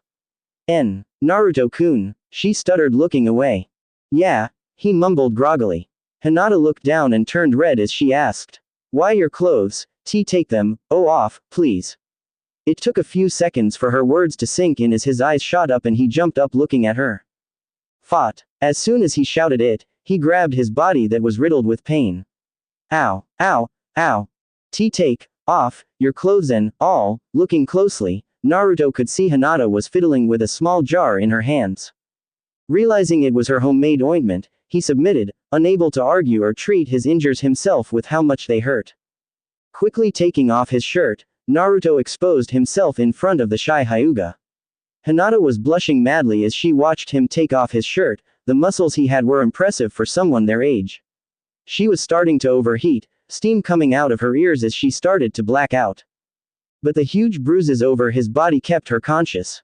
Quickly, she stroked one of the marks gently, causing a hiss of pain from the blonde boy. OWWWW. Sorry, Hinata said, unscrewing the jar and dapping her fingers in it, gently starting to apply the ointment to his wounds. He could already feel the relief it brought as her soft hands glided about his body. She rubbed gently into his muscles causing them to relax. Closing his eyes, he just focused on how good her fingers felt as the pain faded bit by bit as her fingers did their magic. Hinata inspected her Naruto-kun's body. It was the closest she's ever been to him shirtless and she was enjoying every second of it. His skin was soft, yet hard, as she explored his developing muscles, hearing a sigh of pleasure come from him. Looking up, she saw that Naruto was looking relieved and seemed to be enjoying her massage. Happy her friend and developing crush was enjoying it, she began to channel bits of chakra to her fingertips. Okami, Naruto cursed the feeling of Hinata's chakra massaging his muscles was too much. Every nerve she touched felt pleasure and warmth as she continued treating his wounds. Opening his eyes, he stared into the most beautiful lavender eyes he's ever seen. Both children's faces were bright red, seeming to get closer every second. But before anything happened, the call of nature came to Naruto as his legs shifted. Hinata-chan, Naruto asked, feeling embarrassed and warm at their close contact. Fluttering her eyes, she looked at him expectantly, her glossy lips replied. Yes, Naruto-kun. Her voice was sweet and enchanting, making Naruto's heart skip a beat. A part of him just wanted to ignore his need to go and let her keep doing what she was going to do. But sadly, his lower body complained as it felt like his bladder was going to burst. I need. Yes, Hinata asked, leaning closer to give her Naruto-kun whatever he wanted. I need to go, he shouted, realizing what he said. Hinata leaned back, freeing him. Shooting up, Naruto ran right to the bathroom, leaving Hinata alone. I was so close, she complained. It was the perfect moment and she let it go. Her fingers went to her lips, imagining what it would feel like to have his lips upon hers. They kissed each other on the cheek a few times as a thank you, but nothing more, and Hinata was looking forward to their first real kiss. In the bathroom, Naruto quickly pulled his pants down, relieving himself of his bladder's contents. He looked down at the shocking sight of the red of his blood mixed into his pee. Ah! His scream echoed throughout the house and Hinata quickly rushed to his aid. Naruto-kun, what's wrong? Her mouth hung open at her Naruto-kun standing there naked as the day he was born.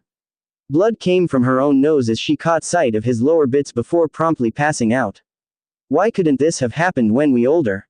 She cursed, knowing that the sight of an older Naruto-kun would be all the sweeter. Naruto's brain shut down at Hinata seeing him in the nude, eyes rolling in the back of his head. He promptly joined his Hinata-chan on the floor. An orange and green blur jumped across the rooftops of Konoha, being chased by black blur that was easily keeping up with the orange blur. Naruto, get back here now and I'll go easy on you. The black blur shouted as it chased a yellow-haired 9-year-old boy. Come on Shisui, it wasn't me this time. Promise. Naruto shouted, looking back at his pursuer whose Sharingan eyes were active. Yeah, just like you weren't responsible for dyeing the uniforms of the police pink or the stink bomb on the main road. The Uchiha shouted back, a small smirk at the youth's pranks. Got to admit the kid is good. It's no surprise no one has caught him yet. Seeing the yellow and orange blur Naruto became, Shisui couldn't help but think the boy was just like his old man. In his year of pulling pranks, Naruto has not been caught once by any of the Uchiha police, not even the regular forces. Granted, Shushi has never gotten serious, enjoying his little matches of speed with the future Yellow Flash. Hey, come on, I was only trying to give you guys a new look. Pink is a good color for you. It makes you seem less broody. Grinning at his purser, making him get slightly annoyed. Sneaking into the Uchiha compound was hard, but so worth it, he thought, the memory of all the pink Uchiha popping up in his mind. And that was almost made our official color thanks to you. A tick mark appeared as he remembered how many of the clan's women wanted to keep the new look. Thank Kami that there are more males than females in the clan, otherwise I would be stuck in pink right now. The man shivered. The thought of him in a pink suit was just too embarrassing. See, at least someone knows the glory of my pranks. Naruto shouted, taunting Shisui further. Just turn yourself in and you'll only get a night in jail. He threatened, though he knew the boy well enough that he would never take the threat. I'm telling you, it wasn't me. The Konoha policeman raised an eyebrow as he sarcastically replied. And I'm sure someone else covered that store in catnip and that someone is also not in class like they should be. Naruto looked away guilty, sweat dripping down his face, realizing he was mostly caught. Damn, should have waited until after the academy. As Naruto had this thought, a black figure appeared in front of him. He crashed into the figure and brought the chase to an end as it grabbed his shoulder. Naruto looked up at his captor to see a white weasel mask. Weasel, long time no see. Naruto smiled at the young Anbu, who only gave the boy a curious look. Up to trouble again, Naruto? The masked man asked. Naruto faked being innocent. Well, you know, somebody gets pranked and I'm instantly the #1 suspect. It's just not fair, I tell you. Naruto's arms shot up in exaggeration. Unfortunately, the Anbu wasn't going to buy it and gripped the boy's shoulder tighter. Fine, I give. I'll come quietly. Head bowed, the Anbu didn't notice the smirk on the boy's face as he quickly did hand signs. In a poof smoke Naruto disappeared and standing before the Anbu was someone else. Itachi-kun, purred out a seductive voice. The Anbu froze as standing before him was his naked girlfriend, Izumi. The transformation was perfect, down to her slender figure and boatful breast. This second of distraction was enough time as the girl smiled sickly, kicking him in the groin. The Anbu turned as white as stone, unmoving, as the woman turned back into a boy and made his escape. Shisui landed beside Itachi, looking at the man in pity. The masked man's eyes glowed red, 3 tomo spinning into existence, glaring at his best friend. Not a word of this, to anyone. Don't worry, your secret is safe with me. The Shunshin body flicker, ninja assured, eyes closed, sweat dropping down his face as he recalled his own embarrassing moment. The brat got me too by changing into Naori-chan.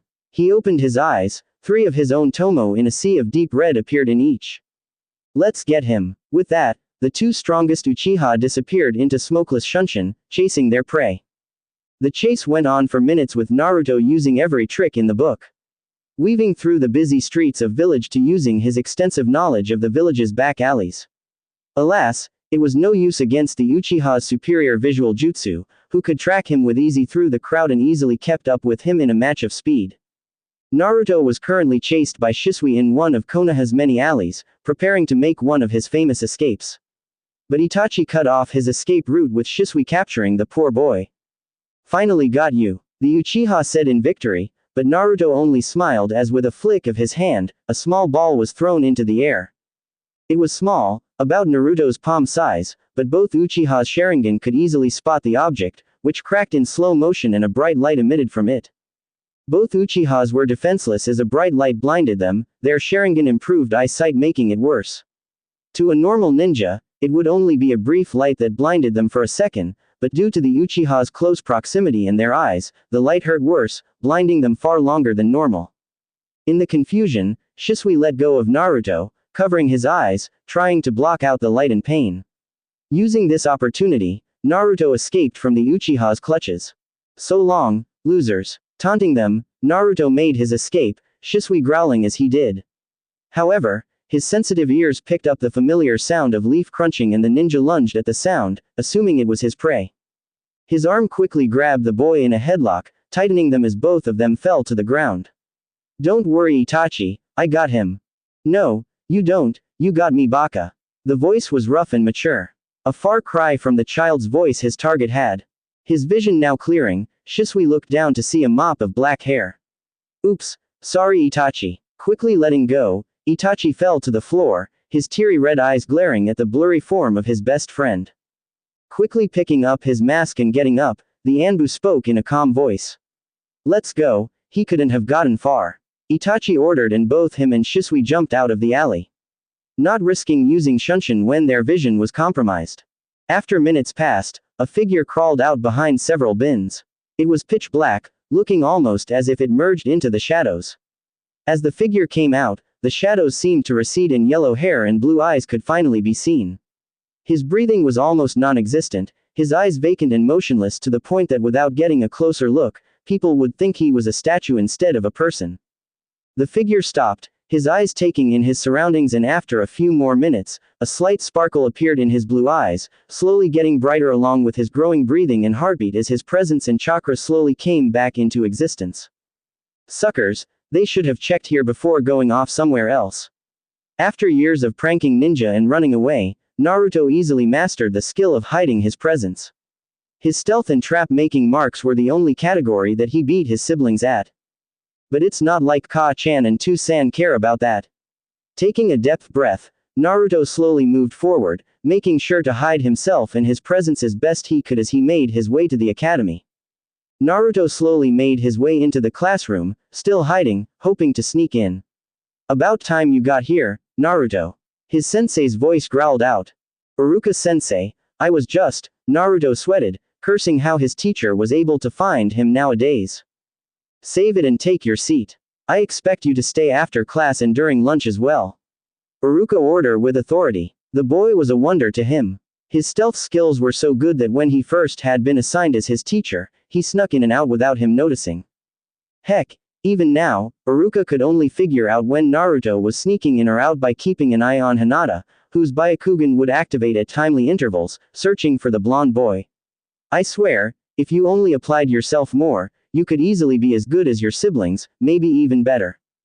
Sighing, their sensei was brought out of his thoughts by an annoyed voice. Really Oni-san, another prank. Grow up and take this seriously already. The boy's Imouto stated, annoyed, though at the end her voice changed into a slight plea. Despite what her Ka-chan said, their Oni didn't join in training after starting the academy. After getting hurt by her Oni during the exhibition match and her Oni's behavior during lessons lead her to the conclusion of why their Ka-chan said he wasn't ready. Come on Oni, if you only stopped this foolishness, you could start training with Tu-san and Ka-chan too. Frowning at his Imouto, Naruto slowly made his way to his seat. But I am trying Imouto. Hinata was glaring at Akami, appalled at her behavior. How dare you? Naruto-kun has been training really hard, yet all you do is look down on him. Despite their close relationship at first, the more Akami drifted away from Naruto, the more she also drifted away from his siblings. She was still their friend after all, they were still Naruto's family, but there was a strain among their relationship. When she heard the seat next to her being pulled back, she gave a brilliant smile as her Naruto-kun sat next to her, like always. Menma glared at Naruto. The boy tried to sit next to Hinata-chan many times, but his Oni would either pull him away to sit next to her or Hinata would wait until the last second and pick a space with an empty chair for Naruto. The day quickly passed with Naruto trying to not fall asleep while he took down some notes. The day now over, he watched as his siblings ran to their parents, who were waiting just outside the gate. The happy family quickly left for home, except Naruto wasn't with them, nor did they question his absence. Naruto-kun, Hinata asked, her hand touching his. Naruto smiled at the contact, making him feel a little better. Naruto-kun, why don't you ask your parents for training again? Hinata asked. She knew the answer he would give, but she hoped if he asked, his parents might actually do something for once. No, Akami and Menma need it more and I'm sure, they'll get back to me, eventually. His voice grew weak at the end, knowing that it was unlikely, but still chose to believe in his family. But Naruto-kun, it's been ages now and Menma and Akami are top of the class already.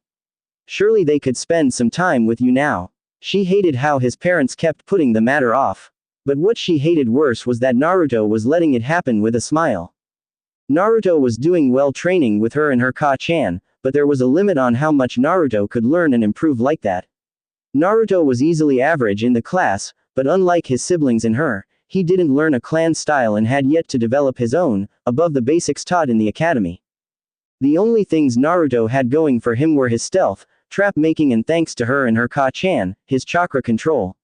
Naruto-kun, you need to learn new styles and techniques of your own like everyone else is. She cursed the fact she couldn't teach him the gentle fist and her Otu-san got so mad when she actually tried, making Naruto refuse any training that would get her in trouble. Still Akami and Menma needed more. Don't worry, I'm sure I'll start training soon. Naruto smiled, but Hinata could easily see it was forced. Hey Naruto-kun, Hinata-chan. Came a soft voice. They saw a woman with short black hair wearing a blue robe coming towards them. You guys ready for your lesson? The women smiled. Shizune-sensei. Both children agreed happily. You bet we are. What are we going to learn today? Naruto asked excitedly with a real smile, making the Hyuga girl next to him happy. Settle down Naruto-kun. I think you're going to enjoy today's lesson a lot. Shizune bent down, getting closer to the boy's level. Today I'm going to teach you the chakra scalpel. The boy's eyes sparkled with excitement at this. It would be one of the first real jutsu he would be learning in ages. Now I'm only going to teach how to do it with a finger at first, but if you do well, I'll start showing you how to make a bigger one, K. Naruto nodded excitedly. This would be one of the only jutsu he had with real combat potential. Shizune led her students away, remembering when the medical training program was first implemented. Flashback. Shizune was walking down the corridor, carrying a box full of bandages. With Tsunade's help, they were finally able to get approval for the medical ninja program and as the slug Sanin's apprentice, she would be the one teaching the class. I can't wait. A bright smile spread across her face at the thought of teaching for the first time. Opening the door, she went to the front desk, and setting her things down, she introduced herself. Hello, I'm Shizune Kato, and I'll be your sensei for medical class until you graduate. She looked around, not surprised that all of her students were girls, but then a surprised look came over her, spotting the only boy in her class. Isn't that Naruto? She was acquainted with the Hokage's children, but like Tsunade, she wasn't close to Naruto at all and only heard he was a troublemaker. Shaking her thoughts, she decided to give him the benefit of the doubt and teach her lesson. Now I'm going to teach you how to apply bandages first. Now I know this is very basic and you learn this in class, but this is an important tool that could mean the difference between saving a person's life or them bleeding out. Along with this, I will be teaching different ways to tie them based on the injury as well ointments and medicines that you can apply to prevent infection and quick healing of said injury. The class was over quickly, many students doing well. While Shizune was cleaning up, she noticed two students were still there.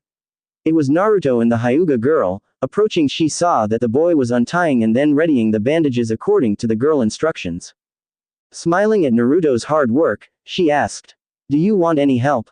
After that, Naruto and Hinata would stay behind, getting extra training and then helping Shizune clean up as thanks.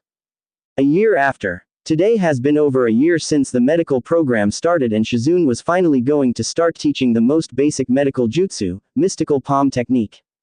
The students were eager to learn, though most of them had trouble, mostly because of the dead fish they were using it. The only ones who were doing well was a pink-haired girl, who had the control and did the jutsu perfectly, but could only hold it for 10 seconds before being completely exhausted afterwards. The best girl by far was Hinata, who not only did it perfectly, but was able to hold it long enough to revive the fish, easily the best in the class. At least she was until she got to Naruto. His control wasn't perfect, but it was close. But the odd thing was that the fish revived quicker than Hinata's. Shizune found this strange, but despite the difference in control, no matter how many times Naruto did it, he would always beat Hinata in reviving the fish. Maybe he's focusing more on the inside of the fish rather than outside, where I can't see it. That theory was what she came up with, and though Naruto was slow in the theory and medicine aspects of the course, he excelled in the actual medical jutsu part, easily doing most jutsu on his first try, even if they weren't perfect. End of flashback. Shizune walked into the classroom carrying a box. Naruto and Hinata helping, each carrying their own boxes. She gave a sickly smile as she turned to the class. Today class, I'm going to be teaching you the chakra scalpel. The whole class broke out in cheers. However, their sensei's next words put an end to it. Great, it's nice to see you all so enthusiastic about dissections for once. Silence filled the room as the whole class froze. Half the students turned green as Shizune pulled out another dead fish. Despite the fact that her remaining students didn't quit after they learned medical training was a lot grosser than they hoped, they still couldn't quite hold themselves together. Though there were a few exceptions, their sensei smiled, looking towards Hinata and Naruto, who were handing out the samples to all the other students. Okay, now that everyone has a fish, I want you to dissect it like usual. She smiled and a questioning hand suddenly shot up. But sensei, we don't have any tools, asked Sakura, not understanding how they were supposed to do the task. That's easy. She held up a finger and a blue glow emanated from it before shaping into a blade. Focus your chakra into your finger and then image a blade, or better yet, a scalpel, forming out of it. But won't our hands get dirty if we do that? Sakura yelled. She understood that they needed to do this to learn, but she was still far from comfortable getting blood all over her favorite dress. Only if the chakra's not sharp or strong enough. Otherwise it will act like a barrier. When working in the hospital or medical camps, special custom-made gloves are given that are designed to not interfere with your chakra and allow the quick removal of the blood-stained gloves so that you can move on to the next patient. However, on the field, you only have a limited source of them or will be required to provide treatment immediately on site. Because of this, you need to learn to not only shape your chakra into a tool to use, but also as a barrier that prevents bacteria on your hands infecting the patient. That seemed to satisfy any questions for now as Sakura and several of the more squeamish girls gulped at their fish. Okay, I want you to remove the organs in the exact order I instructed you as last time. Marks will be given based on the quality of the cuts and order at which the organs are removed as well as the condition they are in once removed. With those words, everyone tried focusing chakra to their fingers. Hinata was focusing hard, her Byakugan active as a blue glow emanated from her fingertip and then slowly formed into a scalpel that was a few inches away from her hand. Smiling at her success, she looked down, knowing exactly where to cut and how. Using chakra in this way was no different than the usual gentle fist, only a little more focused with continuous output. Naruto did the same, however there was sweat dripping down his face as he slowly made the blade extend from his fingertip. He managed to do it, but unlike Hinata, who literally had a translucent scalpel equipped with a little curved blade at the end, his blade extends from his fingertip and was as wide as his finger before it shrunk in on itself at the very end. Smiling at Hinata, they both got to work on their fishes. On the other side of the room, Sakura easily managed to form the blade around her finger and started working, but she kept getting splodges of blood on her hand. Shizune watched all the students and was extremely happy at Naruto and Hinata's success. Looks like those two figured out the little trick to it. Turning to Sakura, she saw the splodges of blood all over her hands. I'm a bit disappointed that she didn't figure it out though, when she is one of the smartest in the class, though her control is much better compared to the other students. From where she was, she could see that Sakura's finger was entirely covered and was sharp. But sadly, that wasn't what she was looking for. There was a hidden test that the students needed to figure out. Instead of forming the blade around your finger, you need to focus it to your fingertips and then extend it outward. This method allows you to alter the size and shape of the blade for much more flexibility. But also, it prevents the larger than necessary finger from causing damage by working at a safe distance and preventing bacteria from infecting your patient as you work. Single quote. This trick also saves chakra and is needed for major operations when using chakra. Despite only 2 students figuring it out, Shizune was more than happy with her class so far. Sakura was already using genin-level techniques when using medical jutsu. And the tricks Naruto and Hinata would end up using ranged from Chunin to Jonin, very impressive for their age.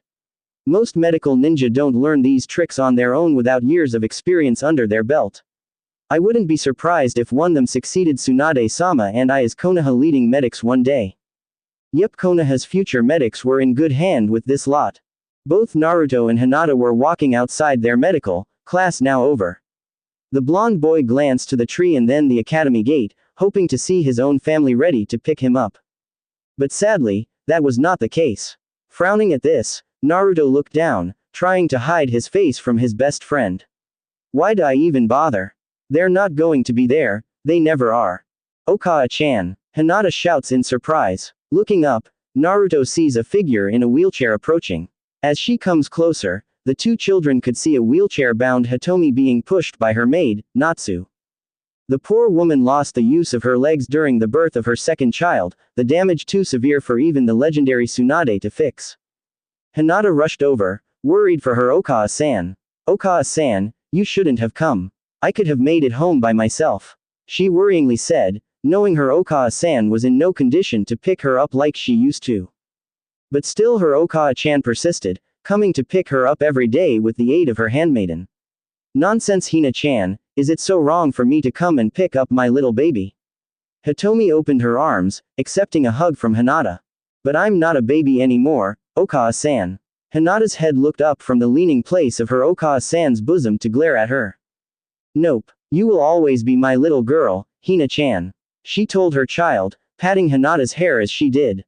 Knowing there was nothing she could do about her Okage-san, she sent a glare to Natsu, whose lips moved in a silent apology, making it obvious that Hitomi's handmaiden tried to stop her. Looking at Naruto, Hitomi offered. Naruto-kun, would you like us to walk you home? The boy cheered up at seeing his aunt. No, it's my job to escort you home. Naruto and Hitomi smiled as she held out her hand. Well then, would you be a good gentleman and escort us home? Naruto took the offered hand while Hinata took the other as the group started their walk to the Hyuga compound. Naruto held Hitomi's hand tightly. It was rare for him to get a chance to hold his own Ka-chan's hand with both of them being occupied by his Imouto and Odoto. So, despite his insistence that he was just properly escorting a lady home, he really found comfort in holding Hitomi's hand. So, where's the little firecracker today? Naruto asked, wondering where their missing member was. Hitomi's head bowed as she replied, her voice filled with sadness and worry. Hanabi-chan is training with her Otu-san again today and couldn't make it. She was worried. Her husband has been focusing on Hanabi more and more lately, making her grow distant from both her Okage-san and Oni-san. Hinata was having similar concerns, missing her own Imouto immensely.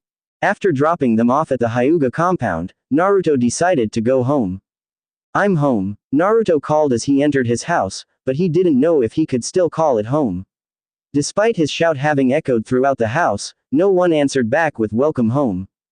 Walking into the kitchen, the light still on, he could see his parents and siblings were sitting down, ready for dinner, hardly noticing he just entered the room as he took his normal seat. Dinner was as usual for the Namikaze household. His Ka-chan and Tu-san smiled as his siblings talked about today's training and what happened at the academy. It wasn't until after dinner that it all strayed from the norm. I have an announcement to make. His Tu-san announced. His siblings looked at him with expecting eyes while Naruto just rolled his, knowing it wouldn't involve him. Pulling out a piece of paper with the Uzumaki crest on it, he continued.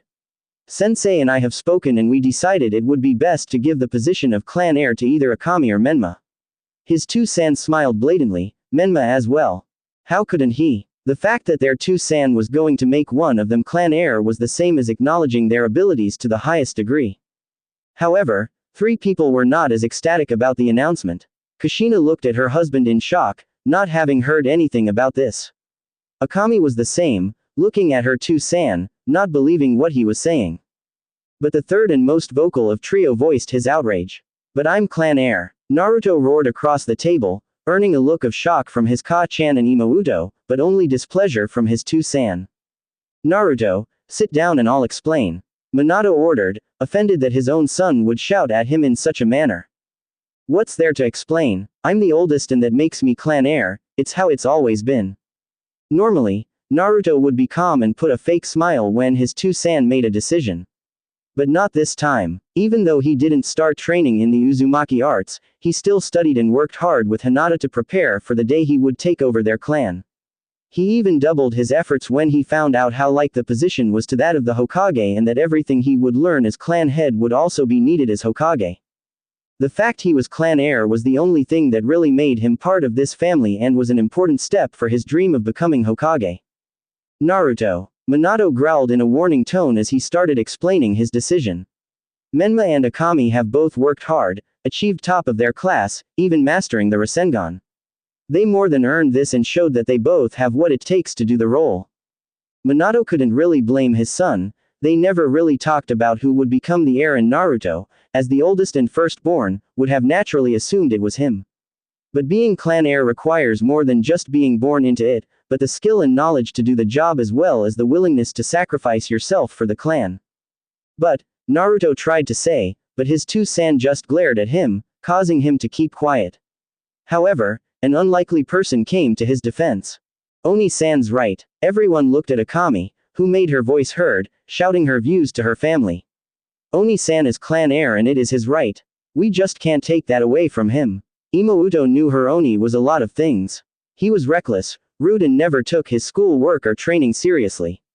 But she still loved him and would never take what belonged to him. Minato only looked sadly at Akami. Out of the two, he wanted her to take the position.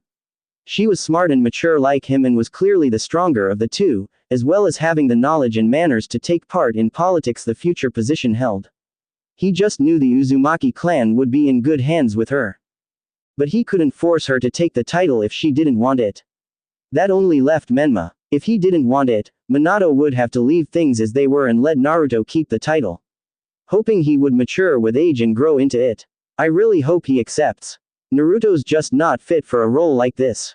He's too like Kushina and wouldn't be able to keep his emotions in check. Single quote. His thoughts were unnecessary as his youngest child spoke up. Then I'll take it. Menma raised his hands, happy to have one up on his Oni. His Oni always beat him at everything but training, and in the young boy's mind, being a ninja was his thing. The fact that his two-san was recognizing his abilities made him happy, making him think that he deserved this. Oni, you have a lot of things already, even Hinata-chan pays more attention to you, but this being a ninja and now clan heir is mine.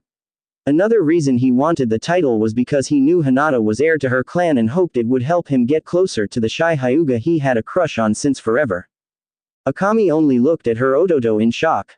You can't be serious. Menma glared back, raising his own voice to his Imouto for the first time. And why not? We trained for this, we worked hard, spending countless hours training and getting stronger.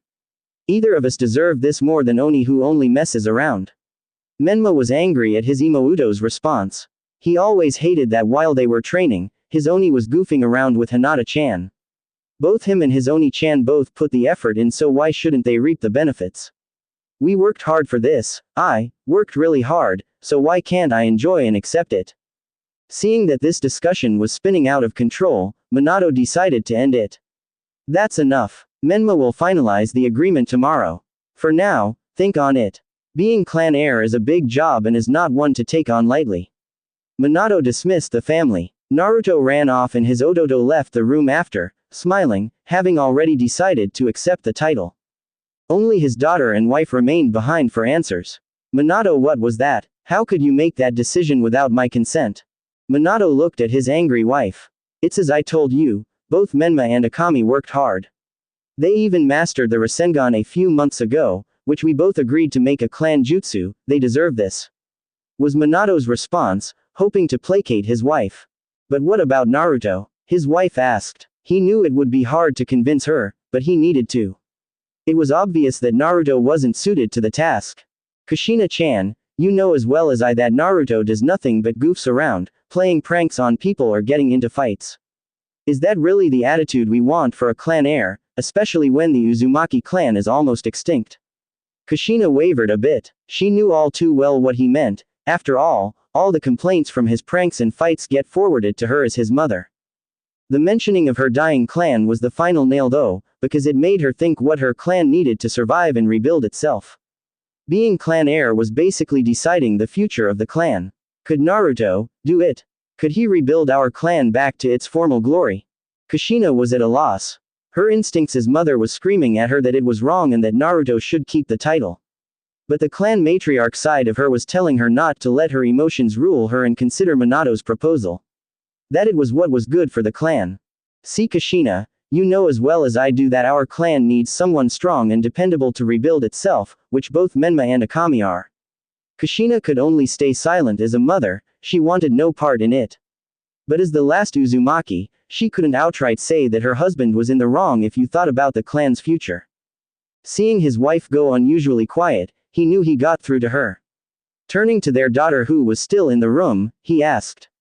Akami, are you sure you don't want it?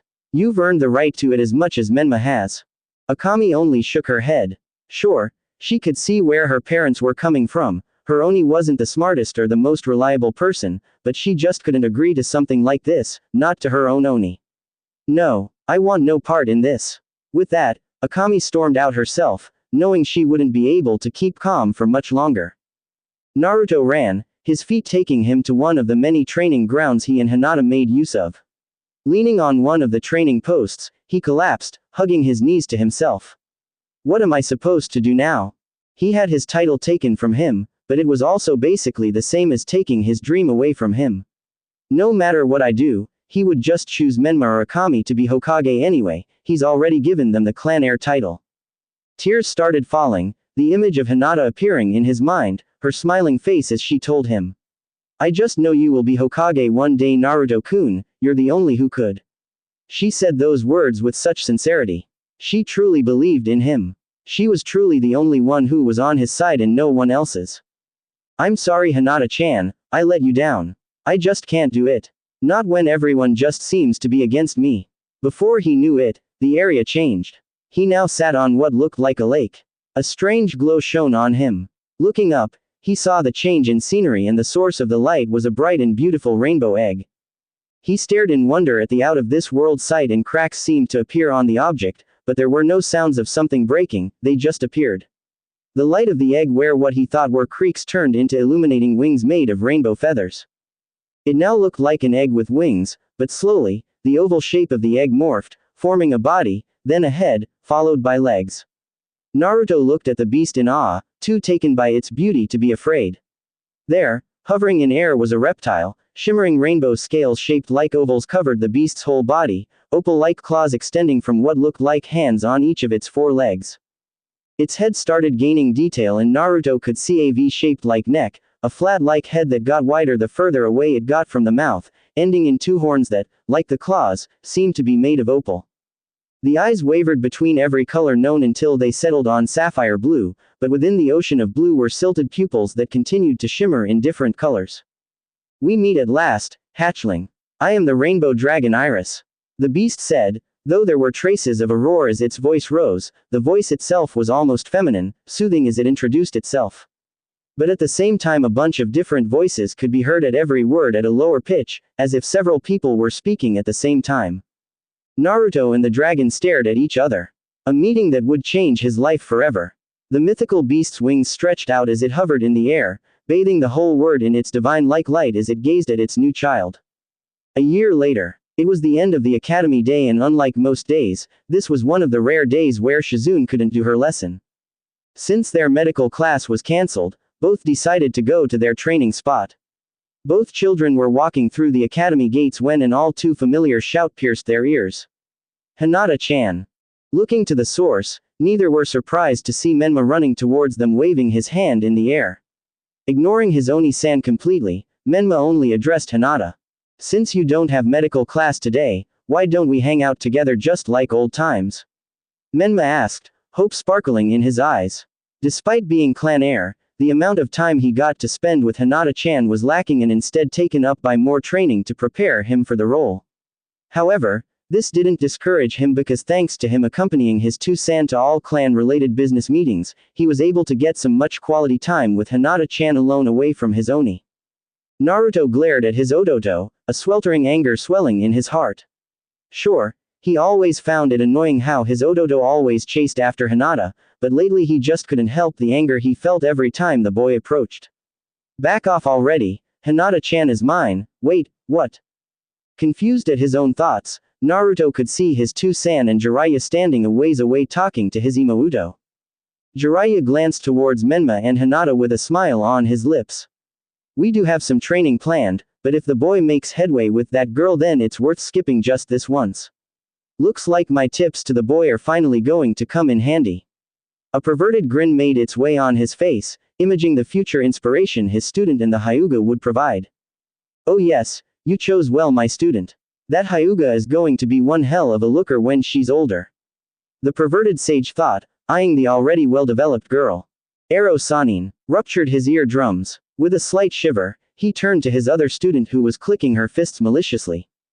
Remember what Ka-chan and I talked about, no perverted thoughts at all around Menma. Akami growled, causing the man to gulp. Kushina made good use of Akami being a girl who would report all perverted actions back to her, then help dish out punishment. The girl's red hair was standing up a bit, just like her Ka-chan's did when enraged. Back with Menma, Hinata only rolled her eyes as she stated her usual response to the boy's plea. Sorry, but I already made plans. Sorry Menma, she told him. It was true, she did have plans, but she was far from sorry.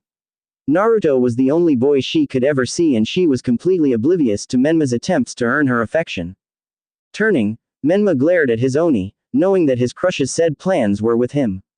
Naruto ended up glaring back. He used to be more tolerable to Menma, but after the last year and the fact he kept bothering his Hinata-chan, Naruto had enough with going easy on his sibling. Menma, let's go. Their two-san called and Menma walked over to join him. Got turned down again, Ototo. Akami stated with a smile, knowing all too well of her Ototo's long-held crush. She was happy and thought they would make a good pair, even though his confidence had improved, her Ototo would always be the shy little kid that followed her and their Oni-san around. Menma glared at her, not liking the statement. Don't worry, I'm sure you'll get your chance, just keep at it and she'll sure to say yes one day. Akami encouraged.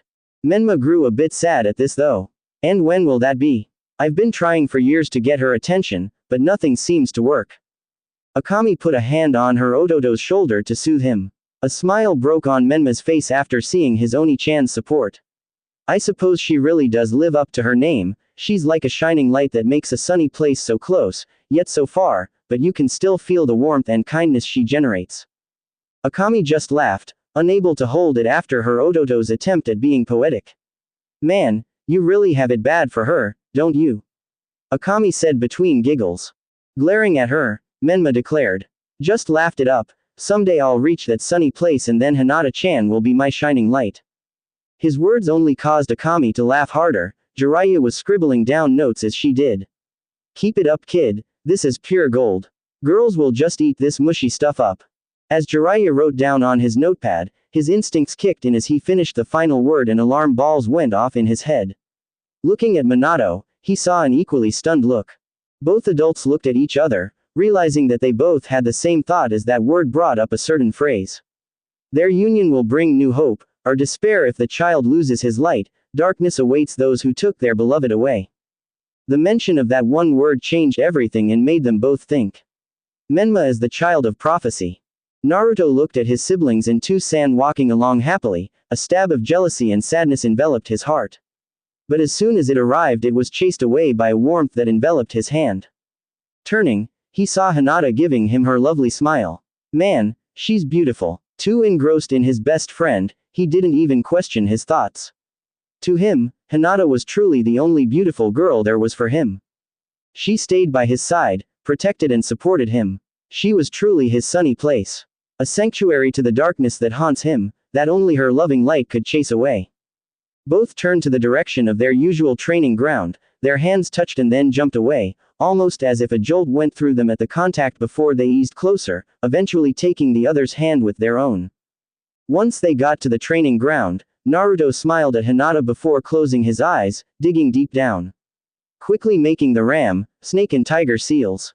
Bunshin no jutsu. Clone jutsu. A poof smoke appeared, but as the seconds ticked by, instead of a clone of Naruto, hovering in the air was an ethereal dragon. Her appearance was see-through and not even a tenth of her natural size. Iris looked at the boy she knew for a year now. Iris-sensei. Both children greeted with smiles, causing the small dragon to bow in acknowledgement. Greetings, little ones, she greeted with a smile. With the seal preventing her from leaving the boy's body, this form was the only way she could exist within the outside world at the moment, and it was great to be able to leave, even if she couldn't feel the wind as she flew in the sky. What are we going to be doing today, sensei? Hinata and Naruto asked, excited for training. Hinata, I want you to go over to the river and practice what you've been taught while I review Naruto's jutsu. You've made amazing progress on your own style already, but you still have a habit of slipping into original Juken, gentle fist. Hinata nodded, walking over to the river as she left the dragon in her container alone. Hatchling, it has been a year and you have been able to pick up my style quickly thanks to your previous training in chakra. Today will determine whether or not you are worthy to truly call yourself my kin. Naruto nodded, already knowing what it meant, thinking back to when he first met the mythical beast a year ago. Flashback. Naruto watched the dragon in awe. It was completely quiet in the mindscape for about 3 seconds. Cool. What are you? Where are we? What are you doing here? Iris was taken aback by the sudden barrage of questions as the awe the boy felt only a moment ago vanished and the silence came to an end as the non-stop questions started. Iris recoiled slightly, unable to answer with the boy's constant chattering. Deep within her mind, a deep voice laughed out. Ha, he's just like Natsu. Remnants of the fire dragon persona laughed. The meld persona of the other dragon's sweat dropped, knowing just how hard to handle the fire dragon's son was and made a silent promise to keep the dragon from influencing the boy as much as possible. There was nothing wrong with his teaching methods, but Natsu's blunt and excited personality was hard to deal with at times and there was no telling what the outcome would be if their newest hatchling were to take after him. The thought of a hyperactive fire dragon made the other dragons shiver. Sorry Igneal, but it would be much better off if he turned out like Wendy, Gajiel, Sting and Ruff. The many dragons all agreed. They knew their children weren't perfect, but still, compared to the fire dragon's son, they had much more restraint and they were all silently thankful that Grandini was the primary person. If anyone could curb the hyperactive child, it would be her. Coming back to reality, Iris let out a roar. Enough. As the boy went quiet, she quickly began answering his questions before he could start again. As I said, I am Iris the Rainbow Dragon and this is your mindscape. Seeing the boy's confused look, she answered again. We are inside your head. A look of understanding shone that proved that keeping it simple was best for the boy. But why are we here? Before the boy could get going on more questions, she quickly answered. You know about the Kyuubi in your siblings, don't you? He nodded, remembering it was the primary reason his family favored his siblings. What you don't know however, is that due to a twist of fate, I was sealed inside you. As the words sunk in, a smile grew on his lips. That's great. That means Tu-san and Ka-chan will start training me too, I can't wait to tell them. His siblings got more training because of the Kyuubi, so it was only right that he would get the same treatment if he had Iris sealed in him. You will do no such thing. The dragon roared with a bit of anger, scaring Naruto. She observed the child's treatment and being a collective of several adoptive parents, she was not happy one bit about how his parents treated him. She had no idea what they would do if they found out, but this boy clearly needed the guidance she was going to give and she couldn't let his so-called parents stop it. Naruto's joyful face instantly went gloomy. He thought that if his parents no longer had the excuse to train only his sibling, then everything would go back to normal. A childish dream, but even after all they did, a part of him did want his family back the way it was when he was little. An image of baby Naruto playing with his siblings as his Ka-chan and Tu-san watched. But those days were long gone and he was coming to accept that now. Seeing the depressed boy, Iris knew the perfect thing to cheer him up. With a smile breaking on her scaly lips, she told him. Don't not worry hatchling, because I will train you personally into a dragon slayer. Naruto's eyes sparkled. The name sounded so cool and he couldn't wait to get started. But then he had a thought, remembering the definition of slayer. Wait, why the hell do you want me to kill you? The shout echoed through at the room as Iris went on to explain about the art. End of flashback. After Iris explained to him about the world she came from, the great war between humans and dragons that led to the creation of dragon slaying arts and how even though he was being taught it, he didn't necessarily have to slay dragons. Looking at his sensei's eyes in determination, Naruto was ready to begin. With a roar acting like a signal, Naruto charged forward at full speed. Vernier, arms, armor. A green aura of chakra covered Naruto. Settling down, the aura became smaller, but still covered his entire body, leaving a slight green glow coming from the boy. His speed increased to 3 times its normal amount, speeding through the trees, zigzagging and jumping out of the way of all obstacles. In less than 30 seconds, he spotted the first target set by Iris and Hinata the other day. Changing direction, a whirlwind of wind chakra gathered around his right hand. Heading straight for the target, a human-shaped doll, he shouts. Sky Dragon's crushing fang. Right before Naruto was about to collide with the doll, he slashed his hand forward. At first, nothing happened, as if he just passed it at the last second. Without stopping, he immediately went after the next target. It was only then that the doll was slashed into millions of bits by a whirlwind. Naruto, following his nose, jumped down a nearby cliff. At the bottom was 3 more targets, but as he fell, a peace tripwire broke. From all directions, kunai and shuriken assaulted the boy. But even so, when the large number of weapons approached, he only smiled.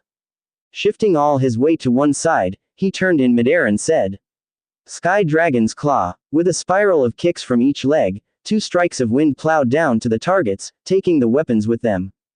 As they crashed down to the targets sharply of metal, wood and earth went everywhere. Landing safely out of harm's reach, Naruto just kept going, leaving a crater from his last technique. It wasn't long that he found himself surrounded by multiple targets, and unlike the ones before, they all had weapons that fired at him as soon as he came into the clearing. Sky Dragon's Wing Attack. With 2 whirlwinds forming on each arm, Naruto slammed them into the ground, sending all the targets and weapons aimed at him flying as a tornado appeared. Straight ahead, he could see the last target, and with only seconds remaining, he went for it. However, as he ran, a spike of wood shot out the ground, aimed right to his midsection. With no time to stop, Naruto took a deep breath and the spike collided into his stomach. The green aura of his defensive aura protected him, preventing the spike from penetrating his skin and clothes. Cheeks puffed, he roared. Roar of the Sky Dragon. Breathing a tornado from his mouth, both the target and spike in front of him, along with anything else to cross the wind of destruction's path, was obliterated. Smiling at the mass destruction left in his wake, he turned to the left where Iris' projection was flying in. Good job. 1 minute on the dot, you pass. Looking at his sensei, Naruto gave a brief bow as she congratulated him. As of today, I officially recognize you as a Sky Dragon Slayer. Yada. Naruto jumped up in joy. For the first time, his hard work was finally being recognized. Iris smiled. The effects of chakra on Dragon Slayer magic had a big boost in its effects, and now Naruto could finally match even his siblings. However, this was only the beginning. Naruto still had far more to learn. Minato and Jiraiya were sitting in the Hokage's office. There's no doubt about it, Menma is the child of prophecy. Jiraiya told his student. Minato only looked at his sensei. It's been years since the prophecy came up, and Minato was hoping it would never come up again. Can we be sure? Just saying a few words doesn't prove it. Minato reasoned. They prepared the siblings the best they could, but they still had no idea what the future would hold. Minato, he said the words exactly how they were in the prophecy. We need to make measures to ensure Menma doesn't go down the wrong path. The Toad Sage urged. What do you mean by that? Minato's blue eyes looked into his sensei's serious black ones. You know very well, if the child of prophecy loses his love, ruin awaits him and the world will follow, darkness awaits those who take his beloved away. Minato knew those were bits and pieces taken from the prophecy, having read it many times over the years to ensure they didn't misinterpret it. We have to make sure Menma doesn't lose his light to anyone. With those words, Minato knew what his sensei was suggesting. Menma does like Hinata a lot, so I'm sure he would be okay with it, and him and Hinata have been friends since they were children. With those thoughts, Minato got the paperwork ready. Later that day, Hinata was in her room. It was evening now. She had just gotten back from celebrating Naruto becoming a full-fledged Dragon Slayer. When she first found out, she was surprised, but after seeing the leaps and bounds in her Naruto-kun's progress, this was the best thing and just what he needed to keep pace with everyone. Originally her Naruto-kun was supposed to keep it secret, but the boy couldn't keep it from his best friend. Iris and the collective of dragons she was made of knew this all too well and made bets on how long and how he would tell his chosen mate about them. Surprisingly, it was Igneel who got it right with less than a day, with Naruto looking into Hinata's face and spilling the beans out of sheer guilt. The fire dragon didn't shut up for weeks about earning the right to train the boy in his art after he got his sky dragon slaying to an acceptable level. Hinata looked to the side, a sewing kit and what looked like a scarf on the side. She's been working on it for months now, intending to give it to him as congratulations for passing his test today and confessing her love, but it still wasn't finished. Oh, Naruto-kun, as her thoughts drifted to the young boy who stole her heart so many years back, a knock came from the door. Hinata, come to the meeting room now and put something nice on. Her Otu-sama ordered. Getting up, Hinata asked. Why, who's here now, Otu-sama? But no reply came, showing her Otu-sama left already. Begrudgingly, Hinata made her way to her wardrobe, knowing that an important visitor was here. Please don't let it be another marriage proposal. As she grew older, more and more people started noticing the beauty Hinata was becoming and were eager to claim the Hyuga heiress for themselves.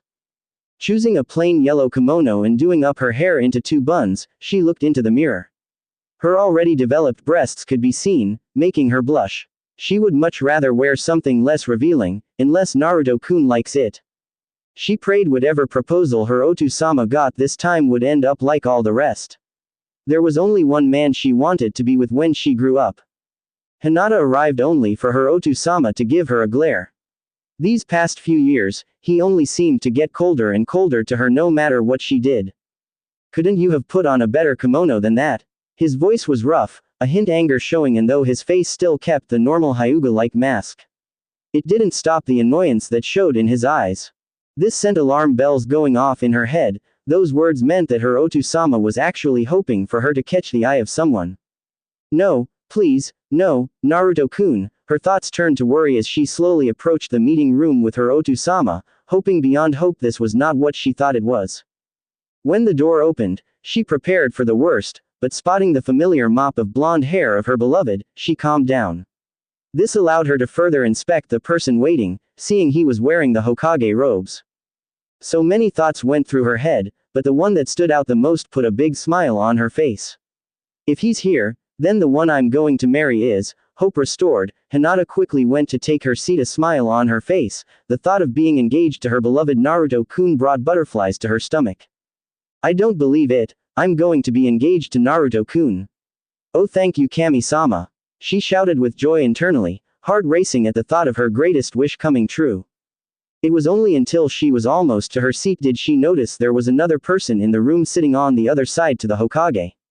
But what met her vision wasn't bright blonde that filled her heart with warmth and joy, but instead a dangerous crimson that turned her hope to dread. Hi, Hinata-chan, Menma greeted, taking in the sight of her kimono. It wasn't the first time he saw her dressed in one, but every time took his breath away. Blushing the same color as his hair, he compliments his love. Wow, why you look beautiful.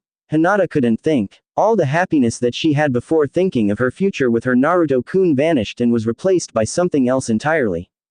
She broke out in a cold sweat, her instincts telling her to flee as she asked one question. Why the hell is he here? Despite her question, she already knew there was only one reason why he would be here with his Two-san. Her own Otu-sama made it clear. This can't be. Tears started welling up. No one could see because she kept her head bowed, taking her seat, not even acknowledging Menma. All she could do was pray that this meeting wasn't for what she thought it was. Hiyashi took a seat next to his Masumi, directly facing the Hokage. About your early proposal, we of the Hyuga clan would be honored if my daughter and your son were to wed. Hearing those words, Hinata looked at her Otu-sama in fear, small tears ready to fall. She was about to speak up to say she didn't want to, that if she had to marry someone, then let be Naruto-kun. But reading his daughter's thoughts, he spoke again, stopping her words in their tracks. This works out well for the clan, especially since we have been debating on naming Hanabi clan heir. Those words shocked Hinata. It was the first time that she heard of it, but it was the Hokage who questioned it first. You mean Hinata isn't going to be clan heir any longer? The Hokage's voice was questioning, wanting to know the reason for the decision. Hiyashi remained calm and answered without missing a beat. Yes, it has been observed over recent years that Hanabi has shown more promise than her sister. However, by having Hinata step down would require her to be sealed. With all the words said, Hinata easily understood what her Otu-sama was saying. This arrangement was for the good of the clan, and second, that she would be sealed if she didn't agree. The Hokage's blue orbs filled with slight anger at those remarks. But doesn't your clan forbid the sealing of females belonging to the main branch? Those words brought hope to Hinata, making her think her Otu-sama was bluffing about the seal. Normally yes, but since Hinata was heir indirectly of my blood, the elders find it prudent to have her sealed so as to prevent any conflict of succession from occurring. His voice was calm though. He, himself, was against his daughter being sealed, but the elders thought otherwise. Demanding it to happen if Hanabi were to become heir, not wanting Hinata to attempt to put an end to their traditions if she ever became clan head. This proposal was the best solution to the problem with the added bonus of the Hyuga gaining favor of the Hokage and incorporating the chakra of both the Uzumaki and Kyuubi chakra into their bloodline. In return for accepting, Hinata will gain immunity from the seal, giving up her title to her sister in order to marry the Uzumaki clan heir. Minato, having made a similar decision with his own son, understood how complicated succession was, and hearing about the threat of the seal Hinata was under only strengthened his resolve. Alright Hyuga-sama, we accept. Hopefully the joining of our two clans will lead to a propitious future. Menma gave the biggest smile of his life. Isn't this great, Hinata? We're going to get married. Hinata only put a fake smile, not saying anything, not risking her Otu-sama's anger if she spoke up. What was that, Otu-sama? I don't want to marry Menma. Hinata shouted with all her might at her Otu-sama. You are and will marry him. Hiashi growled, scaring his Masumi. Our clan has never been close to any of the previous Hokage. This is a once-in-a-lifetime opportunity, and many of the villagers already agree that Menma is likely to become Hokage someday. In that case, why not Naruto-kun? He's also the son of the Hokage and would fit the role just as well. Hinata cried, tears streaming down her face. The Kyuubi chakra possessed by Menma will only increase the effects of the Uzumaki and Hyuga bloodlines merging, and he is also the future head of the Uzumaki clan. I doubt the elders would be as willing to let the matter of you being sealed go if you were to wed anyone else. Her Otu-sama wasn't listening, he already decided that this was for the best. This for the good of yourself and the clan. If you don't go through with it, you will be sealed. Hinata only looked down, tears falling freely as she became trapped by her clan. But, I love Naruto-kun. She cried, the image of her first only love moving further and further away from her. You are forbidden from seeing him as much as you have. You are engaged, and it would not do good for the clan's reputation if you were to be caught messing around with another man besides your future husband. Hiashi ordered, leaving his crying Masumi alone. Hinata collapsed, tears falling. She didn't want this. She didn't want to marry someone she didn't love.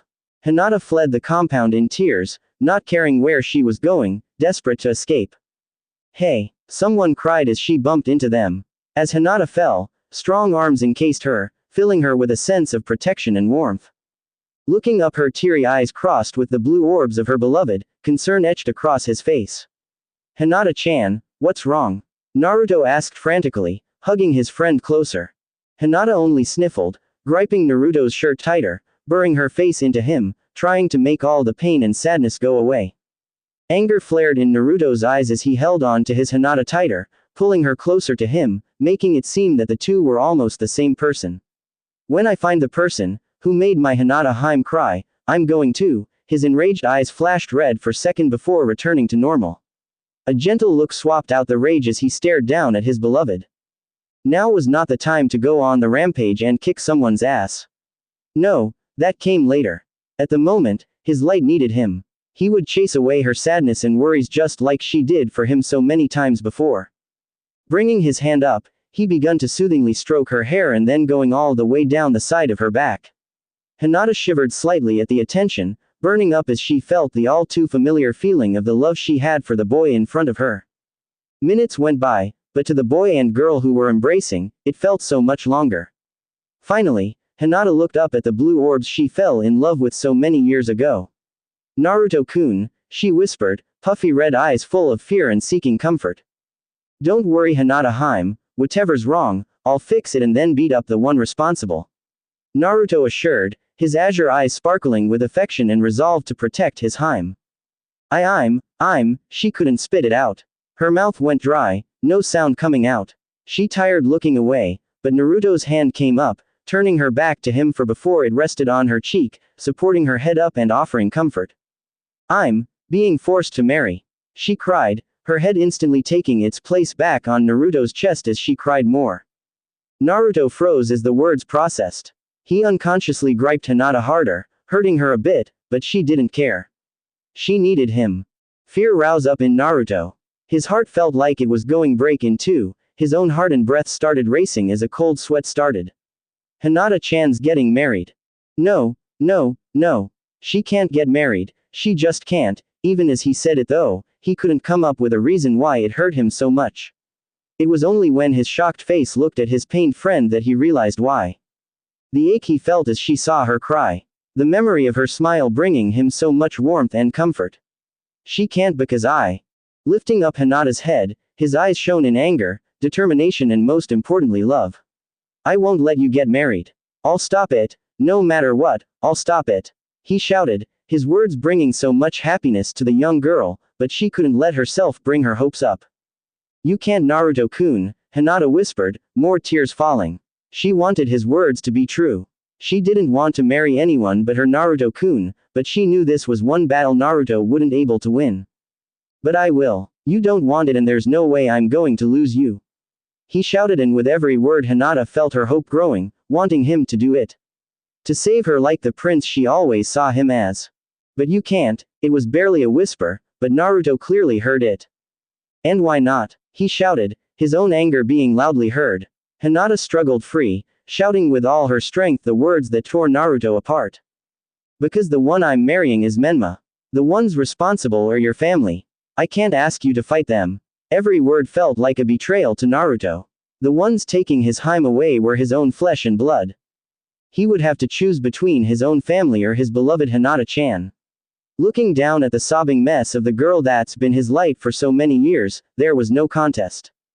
Bringing her into another hug, he forced her to look him in the eyes. I don't care if it's my family. Or the whole fucking village or even the whole world. His shout sounded throughout the night, the heat of his determination lighting a flame within her. For so many years, you've stayed by my side. You've never abandoned or hurt me, while everyone else did. My world became darker and darker, yet you remained. His eyes shone, sparkling in the dark light conveying his feeling to the girl before him. You are my light, my joy, my very reason for living. You are my only sunny place within this dark world. And I, the boy cried himself, realizing just how important the girl before him was, just how much he needed her. I love you. With those words, Naruto kissed her. Warmth spread from her lips throughout her very being, chasing away all the anguish she felt moments ago, replacing it with unbridled joy and love. The new couple stood there for eternity, reveling in their mutual love for one another. As they both pulled away, they were at peace. The tears of sadness were now tears of joy. I love you. I don't care if they are my family. I won't forgive anyone who tries to take my sunny place from me. I'll protect you like you always have me, I'll be your light for once. Hinata smiled brightly, filling Naruto with warmth. She was truly his sunny place as it looked like it was daytime in the middle of the night with how bright her radiance was. Hinata was delighted. Her love confessed to her. Her beloved Naruto-kun felt the same way about her that she did him. Her voice carrying with it her joy and love, she finally confessed her own feelings. Naruto-kun, I love you too. I always have and always will. I don't want to live in a world without you. Hinata hugged Naruto for dear life. Don't worry, you won't have to. We'll make it through this together, like we always have. As Naruto hugged her back and leaned his head on her shoulder, an image of a photo appeared in his mind. It was a family photo of when he was 3. His two-san held him on his shoulders, while both his two-san and his ka-chan held Menma and Akami in their respective arms. All had a smile on their faces and were a happy family that loved each other dearly, and was Naruto's hope that they returned to those days once more. But tears started to appear, spreading around the image until all the family was caught by them. Then one by one, they broke apart, leaving the smiling blonde boy alone. Soon, he too faded, and what replaced the photo was a new one. One with the same boy, with a smile and an arm wrapped around the back of a blue-haired girl, who was blushing. I won't forgive them. Not anymore. I won't let them take my Hinata Hime away from me, no matter what. This is the final straw. With those thoughts, Naruto took in his beloved sent-in. His ex-family will know his wrath for trying to take his light away from him. Forgiveness won't be given so easily this time. They will pay for the pain they caused both him and his love. It was a warm day in Konoha. Naruto smiled, watching the rising sun from the Hokage monument, his beloved Hime by his side. Yes, today was the day it all changed. The sun came over the village wall, its light chasing away the shade of night. I'm not sure this was a good idea, Naruto-kun. His beloved spoke up, her pale lavender eyes conveying concern. Don't sweat it, we agreed to do our plan today. Grabbing her hands gently in his, he gazed at the moon-like eyes he loved so much. I will save you no matter what. I promise, and I never go back on my world because. His voice was cut off as she gently whispered. Quote. Because that's our ninja way. Hinata finished the words of the one she loved. Those words were only one of the few of many things she loves about him. Just as the rays of the sun reached them, the two shared a kiss, embracing each other. Their handiwork behind them was revealed for all the villagers to see. In the Namikaze household, everyone was just about waking up. Akami went in to wake her Oni. Jez Oni-san, couldn't you get up early for once, you know what day it is. Opening her Oni's door, she blinked in surprise to find an empty room and a made bed. What the hell? Entering the room, she expected her Oni to try and pop out and surprise her, but she was sorely mistaken. No bloody way. There just no way Oni-san could have been up before me and Ka-chan. In all these years, her Oni has always been here waiting for someone to wake him up. It was rare for him to be up before any of them, let alone the first one out of all of them. Akami wearily approached the window, opening it.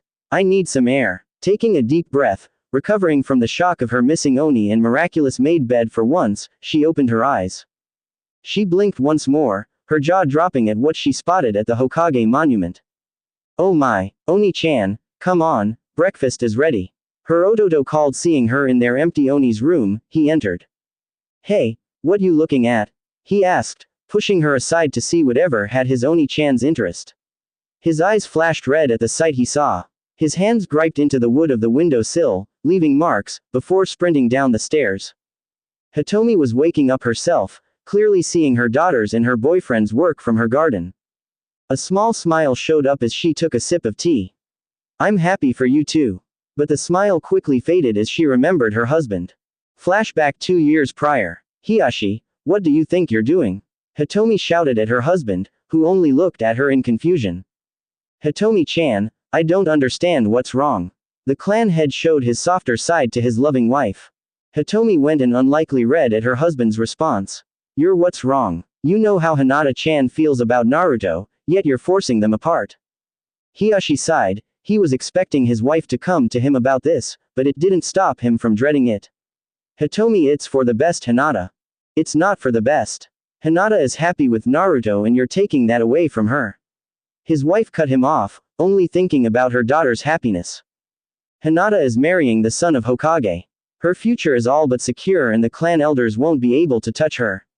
Hiyashi stated his point. How couldn't his wife not see that this was what was best for their daughter? Then why not Naruto-kun? He's the Hokage's son too. If you need to marry Hinata off to someone, it should have been the child of the Hokage that she loves. His wife argued, pointing out the holes in his statement. The elders would never let it go if Hinata were to marry someone who was not heir to another clan and would have demanded she be sealed. This was what was best for her. Hiyashi growled, but Hitomi didn't budge, glaring up at him from her wheelchair. What's best for her, or best for the clan and yourself? If you really thought that way, you should have kept her as clan heir. It was obvious her husband was doing this for himself and clan rather than for their daughter. I couldn't. You know well that Hinata isn't suited to be heiress. Hanabi is already surpassing her in strength and is more fit for being the future head. Their daughter was never one suited to lead in the eyes of the elders, she was too soft to meet their demands. Not suited. More like not manipulated by you and those bastard elders. Just because Hinata is kind doesn't make her not to fit lead. You and the elders just don't want to lose control over the branch house. Her shout echoed and hit the right strings. Hiyashi recoiled, knowing it was true, but still denied it. That's not the case. The Hyuga need a strong leader and Hanabi has already shown talent, surpassing most others, especially her sister. The clan head regained his composure, looking down at his wife with slight sadness. Wrong. You and the rest of the main branch just feel threatened because Neji is surpassing you all, despite being from the branch house. Hitomi wasn't blind. It was obvious that the reason her husband started focusing on Hanabi was to ensure that the main house stayed in power despite the rising star that appeared in the branch house. Neji is certainly capable, he was cut off again by his wife. Then just make him clan heir instead of dragging our daughters into this pointless competition between the two houses. She pleads, already knowing how much Hiashi and Hazashi were torn apart because of the division between the branches. There was no reason to repeat past mistakes over and over again. I can't do that. It would mean accepting a branch member as stronger than us and would destroy our traditions. Hiashi shouted. Whether his wife liked it or not, he was clan head and had a duty to uphold the clan's traditions no matter how wrong he, himself, felt they were personally. What good are traditions when it is tearing our family apart? Be warned, Hiashi, keep this up and we will end up losing our daughter. Hinata is much stronger than you or this clan can see, and it is that strength that this clan needs the most. With that, Hitomi left her husband debating on her words, hoping beyond hope that her love would see and fix his wrongs. End flashback. Despite her words and hopes, her husband didn't reconsider and kept pushing the engagement forward. Her words had the opposite effect and instead caused Hiashi to focus more on Hanabi's training, leading to her youngest being consumed by their clan's traditions as well. Taking another sip of her tea, Hitomi smiled once more. The show Hinata and Naruto put on proved to her that all hope wasn't lost. In the Uchiha compound, Itachi was just waking up to do his rounds as Anbu captain, removing the sheets, his bare skin exposed. "Morning, Itachi-kun," murmured a sleepy voice, coming from beside him. Leaning down to kiss the bare skin of his girlfriend, he greets her back. "Morning, Izumi-chan. Did I wake you?" he asked with concern. Izumi's hand reached to him and using his weight to pull her up until she hugged him. "I'm fine, I'm used to it, but I am a bit sore from last night, you troublesome weasel." Itachi blushed as Izumi nuzzled his neck. Sorry." Itachi gulped, trying not to focus on the extra weight and soft skin he feels on his chest. "It's alright, got another tough day in Anbu?" she asked, leaning on Itachi, tempting him to have a repeat of the previous night. "It should hopefully be easy. I'm taking someone else's patrol so I can have most of the day free and celebrate Sasuke's graduation." Izumi perked up from this, her sleepiness fading slightly as she finally gave her boyfriend room to breathe. "That's right, Sasuke-kun is graduating today, I'll make sure to go over there in the afternoon as well." Giving her a quick kiss on the lips, Itachi got up and started collecting his scattered equipment around their shared apartment. However, one look out the window caused him to drop all of it as he slapped himself. Just one easy day, is that really asking too much? Seeing her boyfriend's slight despair, Izumi got up to see what the commotion was about. Sniff, sniff, turning to his side to see his now crying girlfriend who comments on the villagers' #1 troublemaker's latest prank. "Itachi-kun, isn't that just adorable?" Izumi squeals, unable to stop her tears. Itachi couldn't help the small smile, but also couldn't help but feel something was off. Getting a sudden shiver, Itachi looks at his lovely girlfriend who was now cutely pouting and glaring at him. "Itachi, why don't you ever do anything like that for me?" Izumi accused, the look of anger in her eyes causing Itachi to back away. "Now Izumi-chan, defiling the Hokage monument is a serious crime. I just couldn't do it." His words were stopped as Izumi picked up his katana, which thanks to him dropping earlier, was now unsheathed. "You don't love me enough," she cried, throwing the sword at him, but thanks to quick ninja reflexes, Itachi easily evaded it, only to turn to see Izumi ready to throw more things at him. "Come back here," was shouted after a few minutes of running around the room to gather up his equipment before making his escape out the window, a small fireball following behind him. Landing on a nearby pole, a jealous voice greeted him. "Looks like someone had fun last night." Shisui spoke up on the neighboring lamp post next to Itachi. He glared at Itachi with tired eyes. "Not a word," Itachi threatened before proceeding to get dressed and put on his gear. "You know, when I recommended you move into the apartment next to mine, I never thought I would lose sleep because of it." The elder Uchiha commented as Itachi put the last of his gear on. "Sorry, we just can't help it." Itachi responded to him, offering a sincere apology. "Look on the bright side, once you finally get together with Nori, you can get us back." A devilish grin spread across Shisui's face. "Don't worry, I plan on it.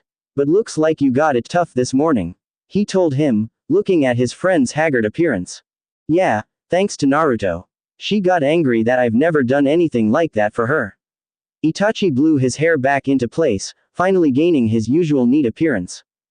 "Can't blame her though. I mean, it is adorable what he did, no wonder girls are jealous of it." Both Shisui and Itachi shared a smile. Yeah, I know, but Izumi-chan's been acting weird lately. By what I heard last night, it can't be all bad. The body-flicking nin cut in only for his friend to glare at him. Sorry, my bad. Turning back to the matter at hand and the mess they are going to have to sort out today. Damn Naruto, couldn't have taken his graduation day easy for once. He runs us ragged almost every day already. True, but it's not all bad. I mean, it is fun and good morning exercise chasing him down. Itachi glared at the elder Uchiha. Shisui, you've never got tricked into going into the hot springs when your Ka-chan and girlfriend was in there. Itachi glared, explaining the situation to both was hell and neither let him off the hook for weeks. No, I just ended up in there when Kushina and Tsunade-sama were both there. The Uchiha shivered as his life flashed before his eyes.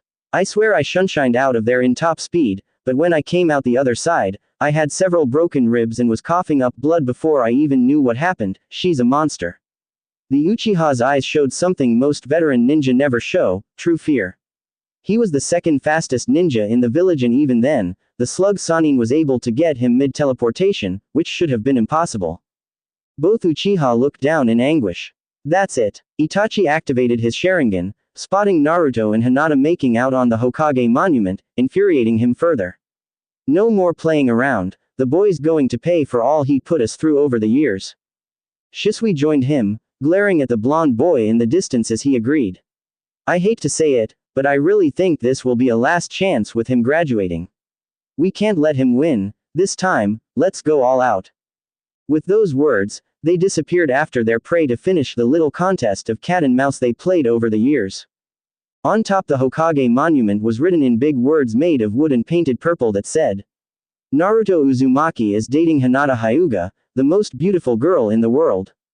Naruto held his hime in his arms, waiting for the Anbu to eventually arrive. Spotting the first wave coming around, he quickly kissed Hinata on the lips one last time. Right, I'll see you later, just like we planned. He winked, causing the girl to blush. Naruto approached the edge before letting himself fall. Hinata only shook her head at her boyfriend's antics. She then giggled, remembering all the cinnamon rolls Naruto got to appease her after scaring her to death the first time. A swarm of Anbu rushed past her, after the boy following him over the edge. One appeared right next to her. I will escort you to the academy, Hyuga-sama. Hinata just nodded, the Anbu put a hand on her shoulder before the two disappeared. Naruto was plummeting to his death from the great Hokage monument, but no fear showed, instead, he just calmly took in the feeling of the wind rushing as he fell. Opening his eyes, he saw the swarm of Anbu scaling down the cliff on foot, he smirked. The Anbu had to scale the great cliff side with chakra, since even for a ninja, plummeting non-stop from that height was a death sentence. With no buildings or good footing to use to slow their own descent, they would never catch up to him. Naruto looked right down, seeing the approaching ground, but still did nothing. The Anbu, seeing the boy wasn't doing anything to save his life, quickly let their chakra go, plummeting after him at the same speed, some even going faster since they pushed themselves off the cliff. This was exactly what Naruto wanted. Only a few seconds from the ground, Naruto flipped right when the Anbu were about to reach him. All the Anbu quickly pulled out wired kunai and threw them to slow their fall. Naruto channeled wind chakra to his feet, and with a swirl of wind coming from them, he propelled himself up, slowing his descent. For a few seconds, Naruto levitated off the ground before releasing his jutsu, his feet touching the floor as if he jumped only a few inches off the ground rather than plummeting to his death from the top of the mountain. Not even a second went by after he was only solid land before he dashed off into town. Behind him, two of the Anbu that were closest to him both landed roughly, not having set their wires quickly enough in their attempt to save the boy. Another three landed, doing rolls to get rid of their extra momentum before pursuing the boy once more. The chase now led into town, Naruto beginning the next step of his plan to get rid of the remaining pursuers. Looking back, he checked the number that was left. 3. I was expecting only 2 to make it after that fall, but they wouldn't be Anbu if I could lose them all so easily. Good thing I planned to lose at least 6 if it came down to it. With a smirk, Naruto passed the corner where his next trap was waiting. Losing sight of his target, the lead Anbu speed up, quickly turning the corner. Ah, was all he heard as something hard hit him the face, knocking him down. You bloody Anbu. What the hell are you doing popping out on an old lady? You could have given me a heart attack. His attacker was an old lady in her 60s, breathing heavily from the scare she just had, but from the anger she was showing she more than fine. Madam, I need. He didn't get to finish as the old lady hit him over the head with her bag, not stopping at all. How rude. You almost send a lady to her death and don't even have the nerve to apologize. The Anbu was defenseless from the women's attacks, his job forcing him to take the abuse from a civilian. His comrade passed by, his eyes looking and pleading them to help, but both looked his way, each rose an arm making a cross gesture, praying for their defeated friend.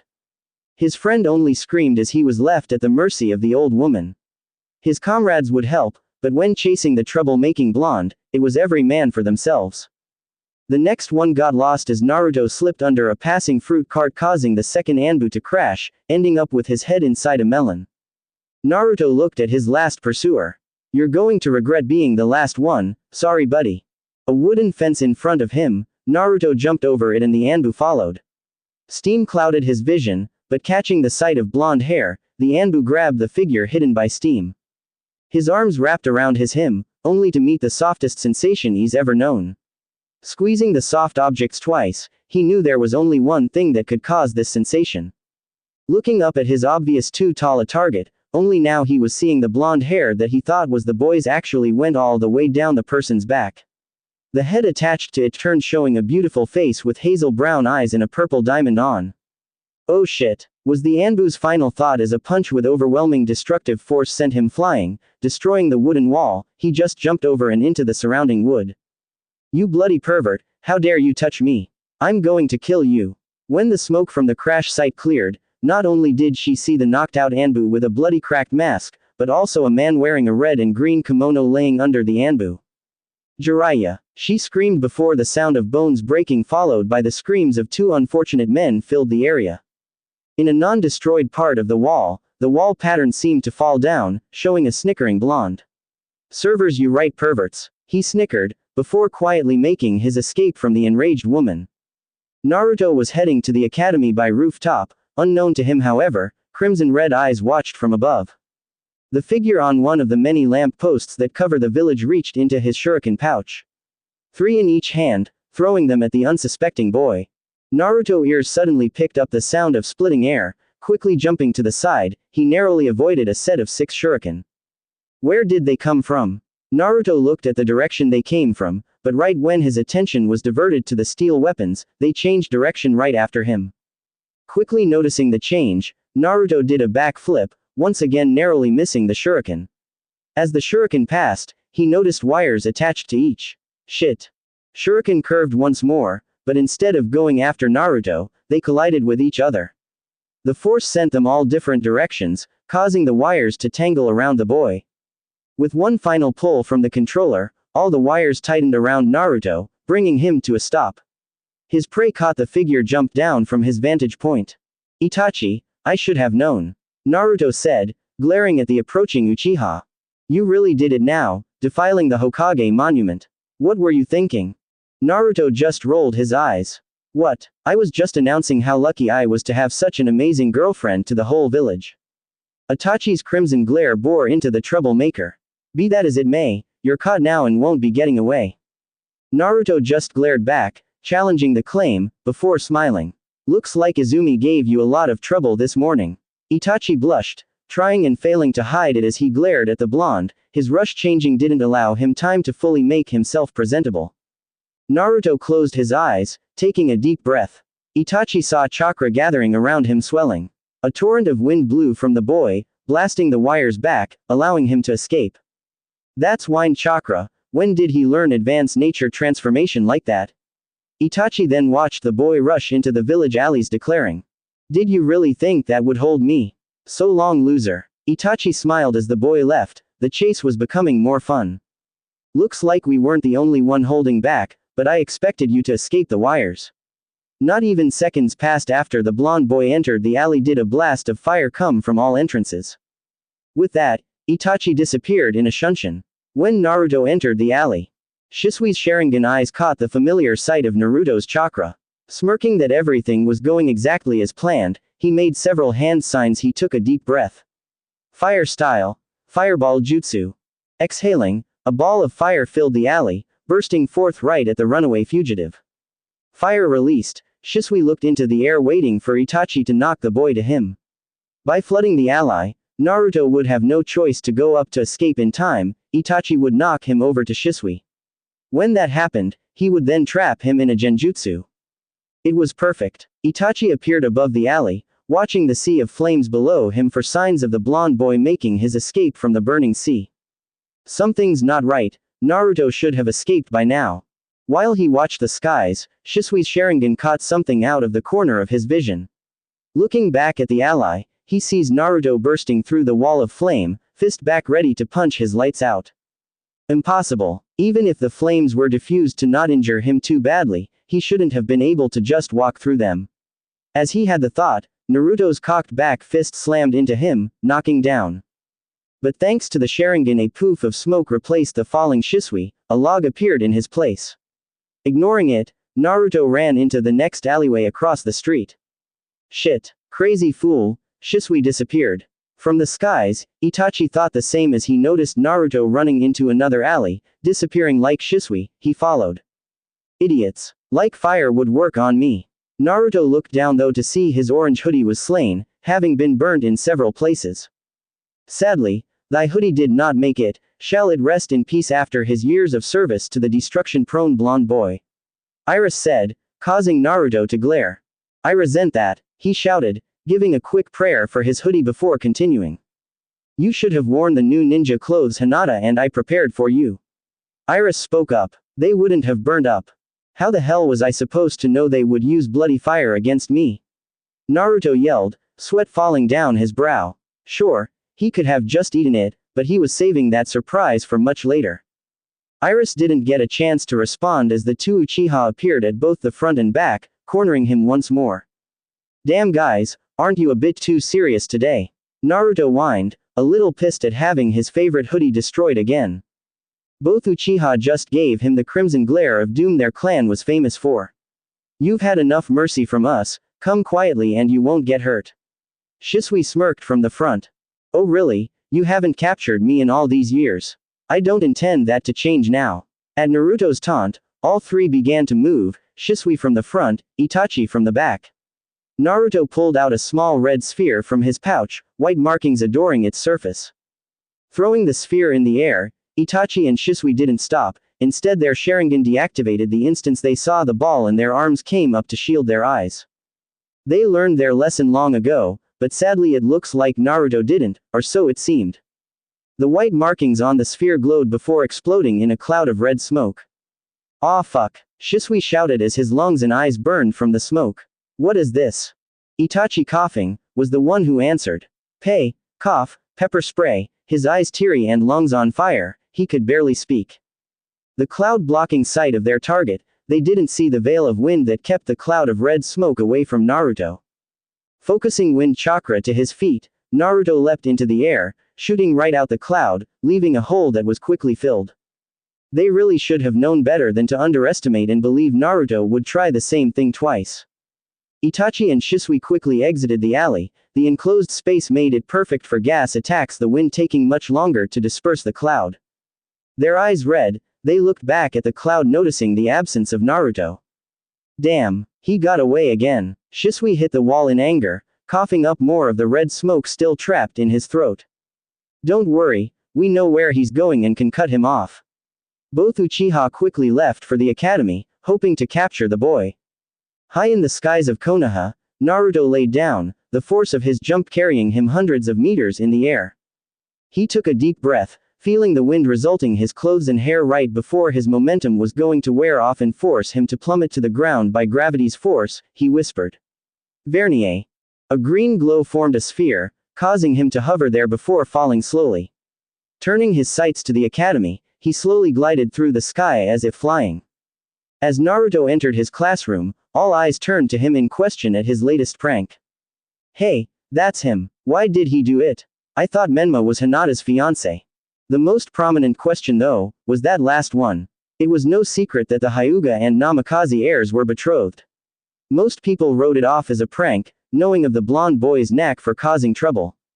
Naruto's eyes quickly located his love's pale lavender ones. She was surrounded by the other girls, all questioning her on details. Some of the girls actually found it kind of cute and would have totally approved if Hinata and Menma weren't already considered an item. Before he could even take his seat though, Naruto was tackled to the wall. The whole class stared to watch one pissed off Menma pinning his Oni to the wall.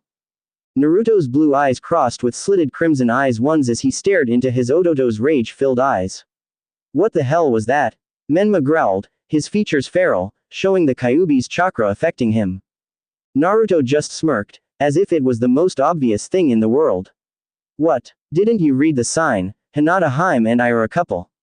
He taunted, his own blue eyes turning slitted, yet remaining the same color. It was as if two beasts were facing off with one another, trying to prove their dominance. Don't fuck with me, Menma shouted, reeling back his fist to punch his Oni. Hinata gasped, preparing to go to her beloved's aid, but stopped as someone else grabbed Menma's fist. That's enough. Cool down, both of you. Akami pushed both brothers apart, standing in between them as a mediator. Menma barely held himself back. It was only the next words his Oni said that actually helped him keep control. Menma, remember what Tu-san and Ka-chan said about staying calm, get your chakra under control. Akami ordered. Menma's eyes turned back to their violet color, but the slitted pupils remained, signs that his anger was far from over. Turning to her Oni, Akami scolded him just the same. Oni-san, that is going overboard. This is too much, you know that Menma and Hinata are betrothed. This is too much for one of your stupid pranks.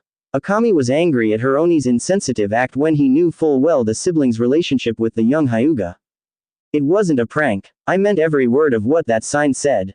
The seriousness in his tone caused Akami and everyone else who knew of Naruto's easygoing nature to take a step back, not expecting his answer to sound so serious. All their classmates, except for a few who were focused on Naruto, all turned to Hinata, their gaze asking the question if what the blonde boy said was true. Before Menma could blow up at the statement, the same Anbu that escorted Hinata showed up behind Naruto, putting his hand on the boy's shoulder, he ordered. Namikaze-san, please take a seat. Naruto could feel the annoyance the Anbu tried to hide behind his mask. Shrugging his shoulders, Naruto went to take his seat next to his love. Didn't you see the sign? It's Uzumaki-san now. Akami was curious about this and actually started questioning the removal of their last name from the sign he put up. Did he do it for Ka-chan since she's the only Uzumaki left? What does he hope to get by doing that? The thought quickly went away though as her attention was pulled back to the boy and Anbu. Putting a hand on the boy's shoulder, the Anbu pulled him back. And where do you think you're going? He questioned the boy, who just glared at the stupid question. I'm going to take my seat next to my beautiful girlfriend as always. Menma was about fly off the handle but Akami kept a firm grip on the boy. Oni-san, that was going too far. Was her worried thought. Menma was ready to fly into a rage and she could only control him to a certain point. No, you're not. Just take the seat right there and don't cause trouble. He pointed to the nearest seat. Naruto just rose an eyebrow and continued onward to his original destination. Where do you think? The Anbu was cut off as white seals glowed above him and pink paint splatted down on him like a waterfall. Iruka, who was silently letting the trouble diffuse itself, just face-palmed. Naruto, I told you to stop rigging the classroom already. Naruto just shrugged, not stopping as he responded. Don't worry Iruka-sensei, I'll make sure to clean up all my traps by the end of the day. Iruka just sighed at the boy's comment. There shouldn't be traps in the first place. Though a part of him was happy that after today, he wouldn't need to worry about entering a classroom full of traps ready to go off every morning. The Anbu, feeling humiliated and angry at the notorious blonde's actions, was about grab and force him to obey, but a hand gripping his own shoulder stopped him. Turning, the Anbu was surprised to find his superior and the famous Shisui Uchiha behind him. We'll handle it from here, go and get cleaned up. Knowing of the blonde's own reputation and seeing too the strongest ninja with stinging red eyes and haggard appearances was enough to convince him to disappear. Any boy that could cause two of the village's most feared and powerful ninja into that state just wasn't worth the paycheck he would be getting at the end of the month. About time you got here. What took you? Naruto taunted, smirking even while Itachi threw a kunai at the boy that just scrapped the boy's already burnt clothing. Both Uchiha gave the boy the best glare they could with their watery red eyes and noses, both asking themselves how the blonde beat them there at the speed they went at. Sasuke was dumbfounded at his Ni-san and friend's ragged and humiliating appearance. He heard the older boy complain about the younger blonde more than enough times, but in all the stories, his Ni-san told he never once took them seriously, always thinking they were exaggerated.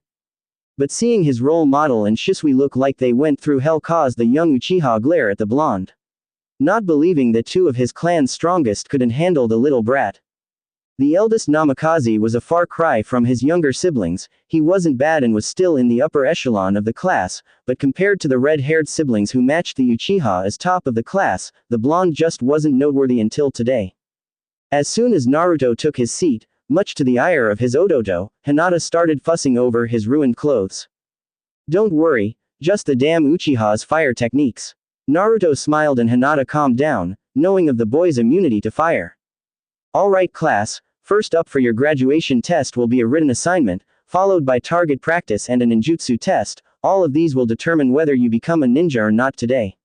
With those words, Iruka started handing out papers for the written part of the exams.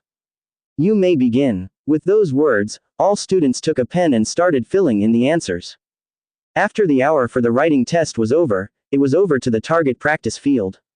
The final test was more of a tradition than a necessity. Taijutsu, Genjutsu and other areas were scored based on performance all year round, starting from their final 3 years at the academy. Since those scores were based solely on performance, it was possible to pass even if you failed the so-called final exam as long as you proved you had the skills needed to be a ninja in other fields.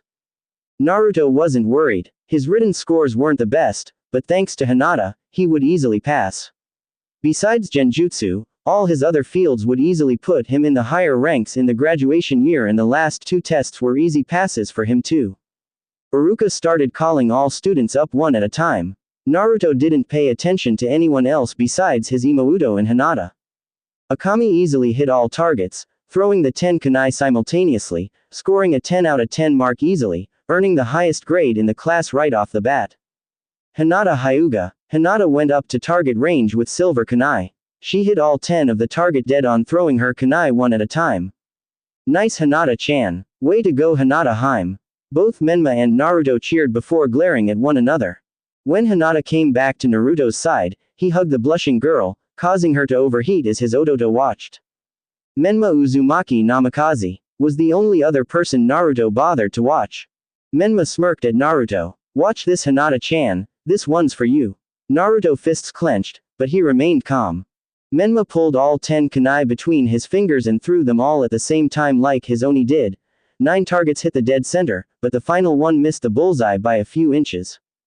Menma glared at his failure, though his grade was still the highest, easily earning him second place at the moment. The fact that he missed one when trying to show off to his future wife was unacceptable.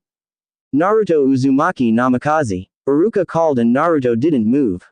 When his teacher glared at him, Naruto just pointed to the sign. "Didn't you hear? It's just Uzumaki now." Menma grew even more pissed at the reminder of the mocking sign, but Akami finally started hearing alarm bells at her Oni's instance at not going by Namikaze anymore. "I don't care, Naruto. I'm not going to change the order because of a sudden last-minute change to your name. You're up next." Naruto leisurely walked to the target range, throwing his custom silver kunai, a gift from his Haim one at time. He scored a 10 out of 10 no problem. Everyone, except for Menma, were impressed by the perfect score by the less noticeable Namikaze child.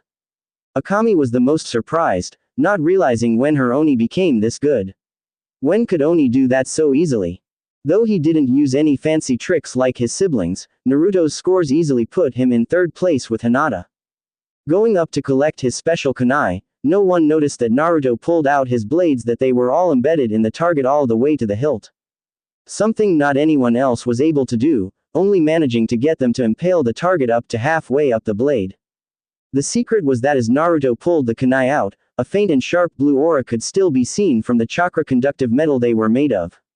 The second test ended with Sasuke scoring a 10 out of 10 simultaneous hit, just like Akami. The final results were: Akami, Sasuke first place. Menma second place. Naruto and Hinata third place. The whole class expected Akami, Sasuke and Menma to score the highest, Though they all expected the trio to tie like they always did, but Naruto and Hinata raising through the ranks to third was new and unexpected. Both children were the wallflowers of the group when it came to the academy, no one really noticing them besides the people in the medical classes, or Naruto when he did another prank. The two of them scoring so high was something no one expected. Naruto waited for his turn to take the final test, the ninjutsu portion of the exam. The class slowly filtered out one at a time and he was so bored, his hime being part of the first lot up just made the wait even more unbearable. Looking down at the lower seats, he sees Menma glaring him. Naruto sticks his tongue out taunting the boy. Menma raises from his seat, only to have his Oni push him back down. Naruto chuckled. It was like this the whole time. Menma glaring, then him taunting him only for his Imoudo to sit him back down. It was funny, but got old very quickly. Akami Uzumaki Namikaze. Finally, Naruto thought, the first sign that his long wait was almost over. Akami gazed at her two brothers, hoping they would behave while she took the test. Her hopes were unfounded though as seconds after she left the room, Menma went over to Naruto. Naruto just ignored him, paying no mind to his annoying Odoto. Hey, Menma growled when he reached the desk. Naruto just ignored him, not in the mood to deal with a spoiled brat. His face twisting in anger, Menma slammed his hand on the desk. Listen to me when I'm talking to you. His anger-filled growl and slam made Naruto look at him. What does my Odoto want? Is he scared of the big old test and wants his Oni to comfort him? Naruto taunted as Menma went red in the face. Grabbing Naruto's shirt, he forced his Oni to look him in the eye. Shut up. It wasn't request, but an order. Naruto showed no fear, as he started feeling the Kyuubi's chakra come from his Odoto.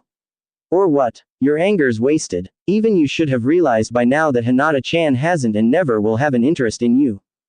At those words, Menma reeled his fist back, throwing a punch to his Oni's face, but right at the last second, his name was called, stopping him in his tracks. Menma Uzumaki Namikaze. The instructor called. Reluctantly Menma left, but not before giving Naruto a promise of payback.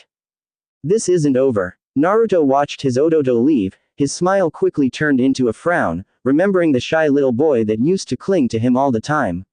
Whatever happened to you, Odoto? He saw his Imouto and Odoto playing as children, how Menma wouldn't leave the house without having a death grip on either one of them or their Ka-chan. Those were the good old days, the days they were a family.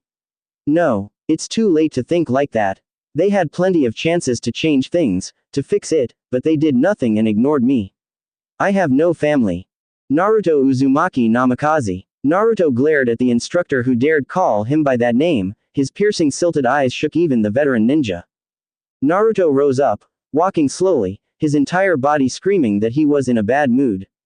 That's not my name, it's just Naruto Uzumaki now. Naruto warned as he passed the man. The instructor corrects himself, taking Naruto to the room where the test would begin. Iruka and Mizuki sat there, watching Naruto enter the room, an array of headbands in front of them. Okay, to pass and receive your Hitai 8 headband, you need to demonstrate the substitution, clone and transformation jutsu. Iruka stated. Naruto quickly did the hand signs replacing himself with a chair. Next, with hand signs so fast that Iruka could barely see them, 5 Narutos popped up in front of him in smoke. Good, Iruka said. Naruto was guaranteed to pass anyway, thanks to his overall score. Can we transform into anything? Naruto asked out of the blue. Yes, as long as the jutsu itself is up to standards it could be anything. He was taken aback by the sudden question and he only hopped. The number 1 prankster won't transform into anything too outrageous. Shit, I missed my chance to make sure he didn't do that. A poof smoke later, Iruka resigned himself to one last prank, only to be mesmerized as a rainbow light bathed the room and caught a sight of a creature no one ever seen before. Naruto walked out, a sad face showing to all. Hinata rolled her eyes, walking up to the boy. Naruto started to cry and Hinata brought him into a hug.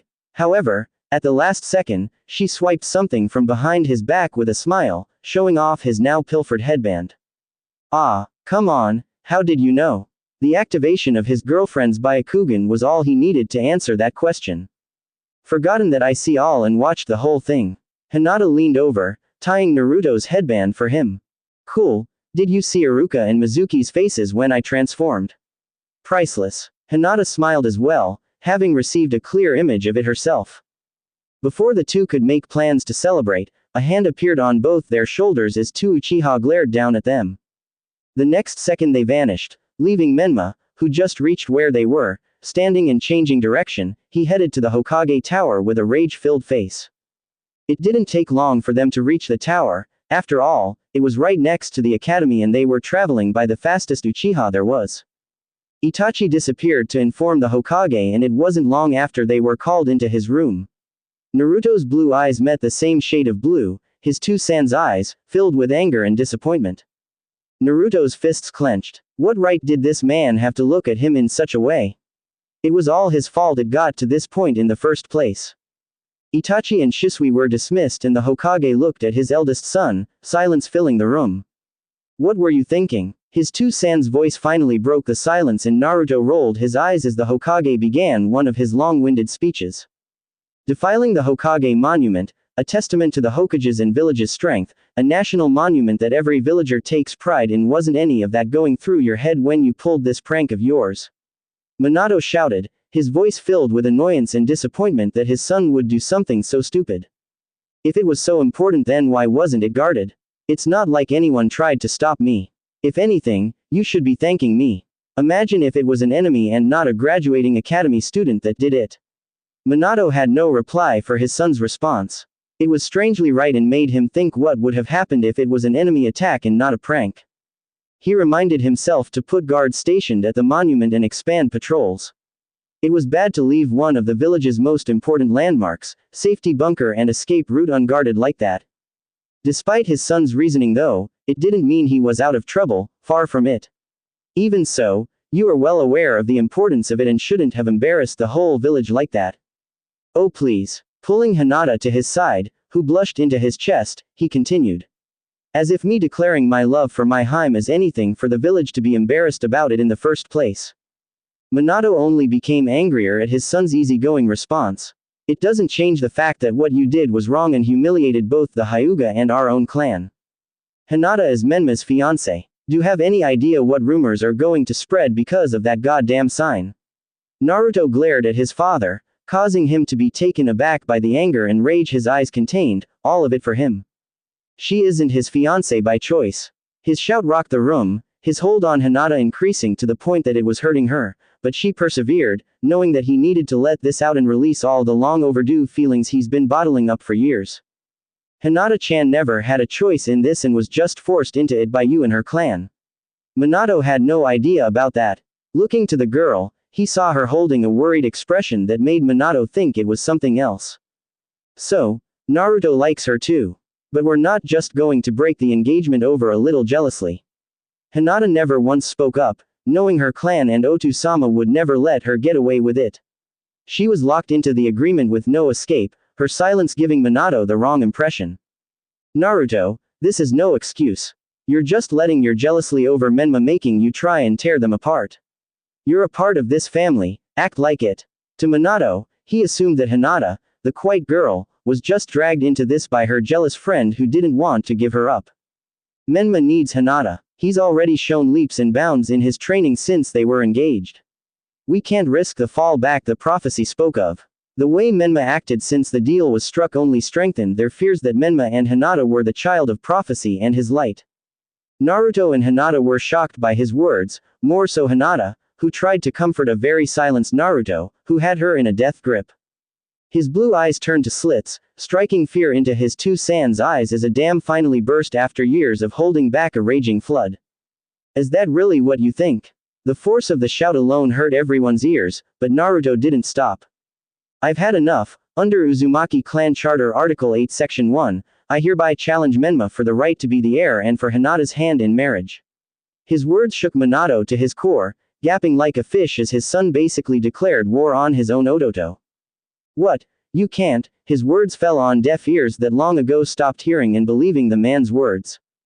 Yes, I can. You said for me to act like family and I am. As the previous heir, I have every right to take back the title that was taken from me unjustly. This was penance for what his family did. Everything they did to both him and his Hime was going to be paid fully, no matter what. Do you honestly think I would allow that? For you to fight your own sibling? There was no way Minato was going to let his children fight over something so trivial. Menma needed Hinata more, for the good of the village, their family and the whole bloody world. In his mind, Naruto was being selfish in trying to take back his lost title when he didn't deserve it. You don't have a choice. It is a part of clan law that any suitable candidate for clan head has the right to challenge the current heir for the title. Interfering would be a misuse of the Hokage's power, which the Shinobi Council won't tolerate, with you interfering with the clan's right to self-govern.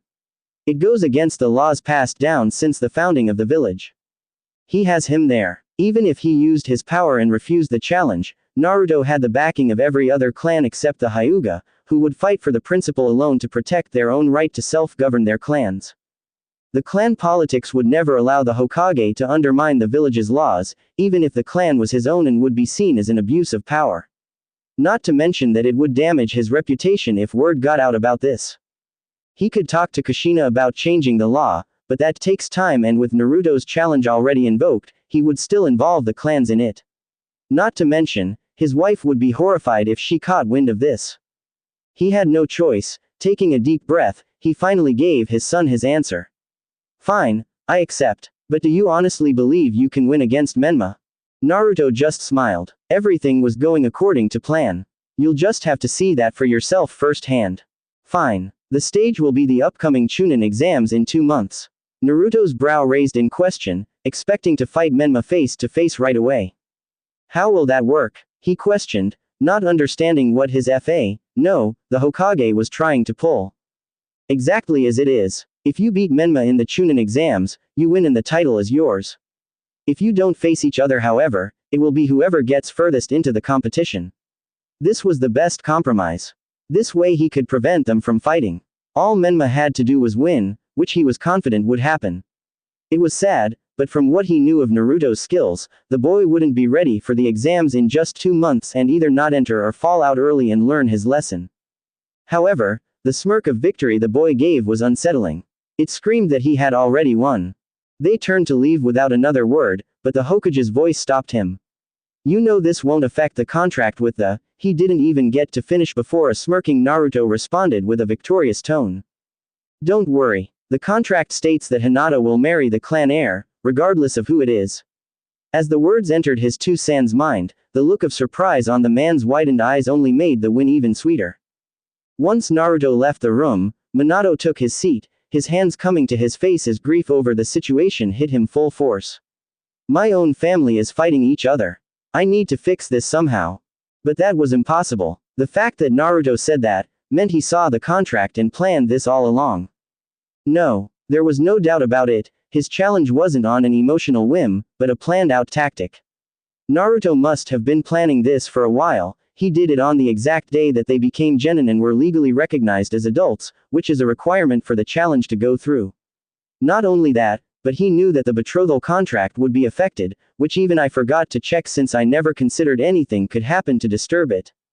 Minato started to sweat more and more. He first believed Naruto would never be able to match Menma, but the cunning he just witnessed was something else entirely. The more he thought about it, the more he questioned just how little he knew about his own son. Before he could make any other thoughts, Menma came barging in, slamming the door open. Where is he? It was obvious who he meant, and now Minato would have to explain to his youngest why his Oni wanted to fight him. Hinata watched her love seethe in anger and outrage. Everything went according to plan, but neither expected the Hokage to say such cruel words. Putting her hand over his shoulder, she gave him her support. Naruto-kun, don't worry, I'm here. Naruto's own hand came up to grasp hers and he gave her heartfelt smile. Thanks, but can you believe that he told me to act like I'm a member of the family when he and the rest of them kicked me out of it a long time ago? He growled the last bit. Those hypocritical words just enraged the boy even more. How could his two-san expect him to act like a family he wasn't a part of? He did that for years and all it did was give him heartache and grief.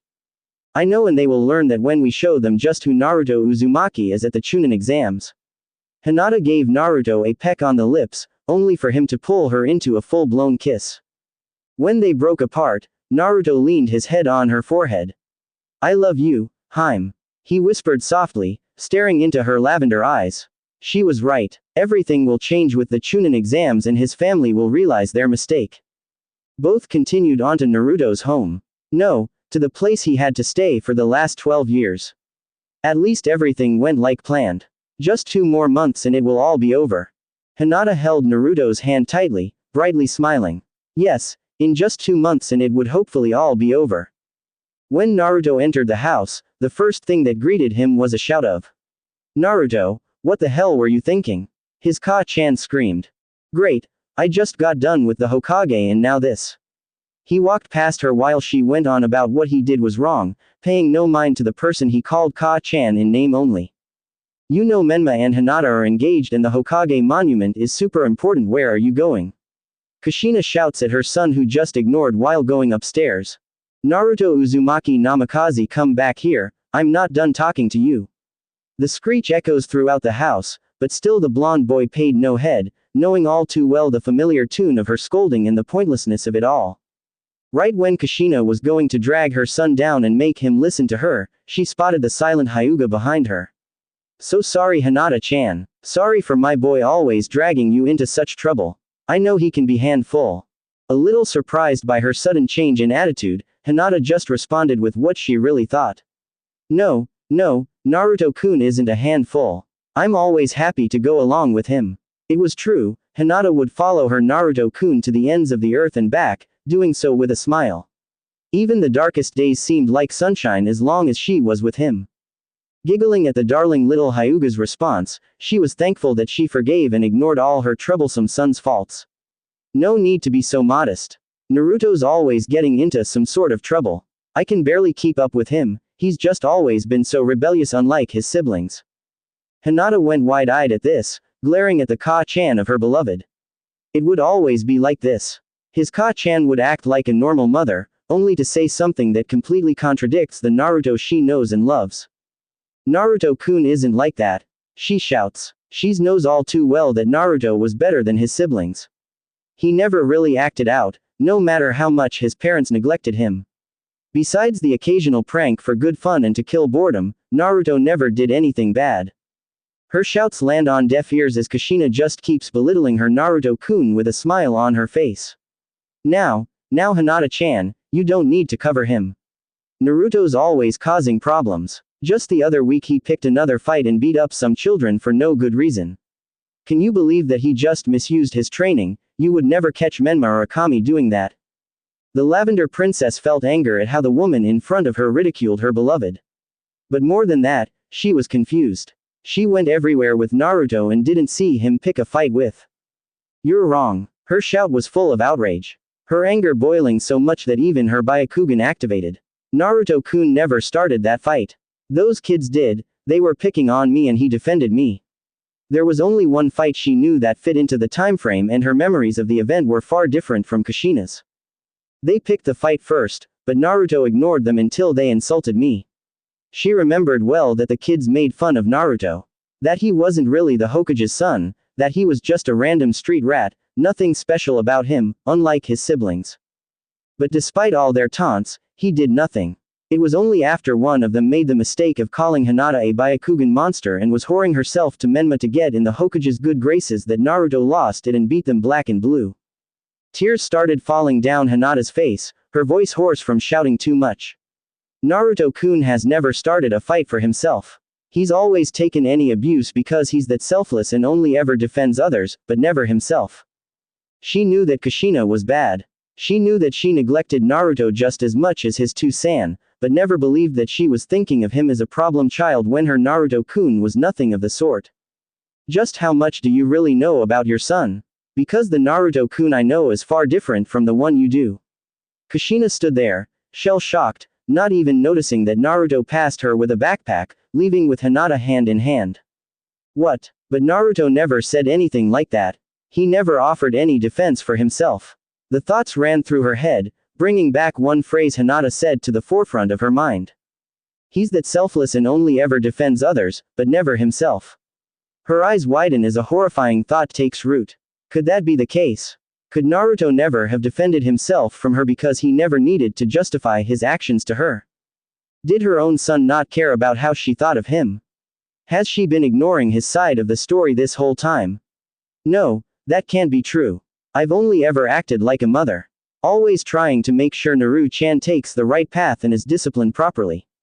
She thought in denial, but the seeds of doubt already took hold, and in the coming months she would come to realize with her own eyes just how much she failed as a mother.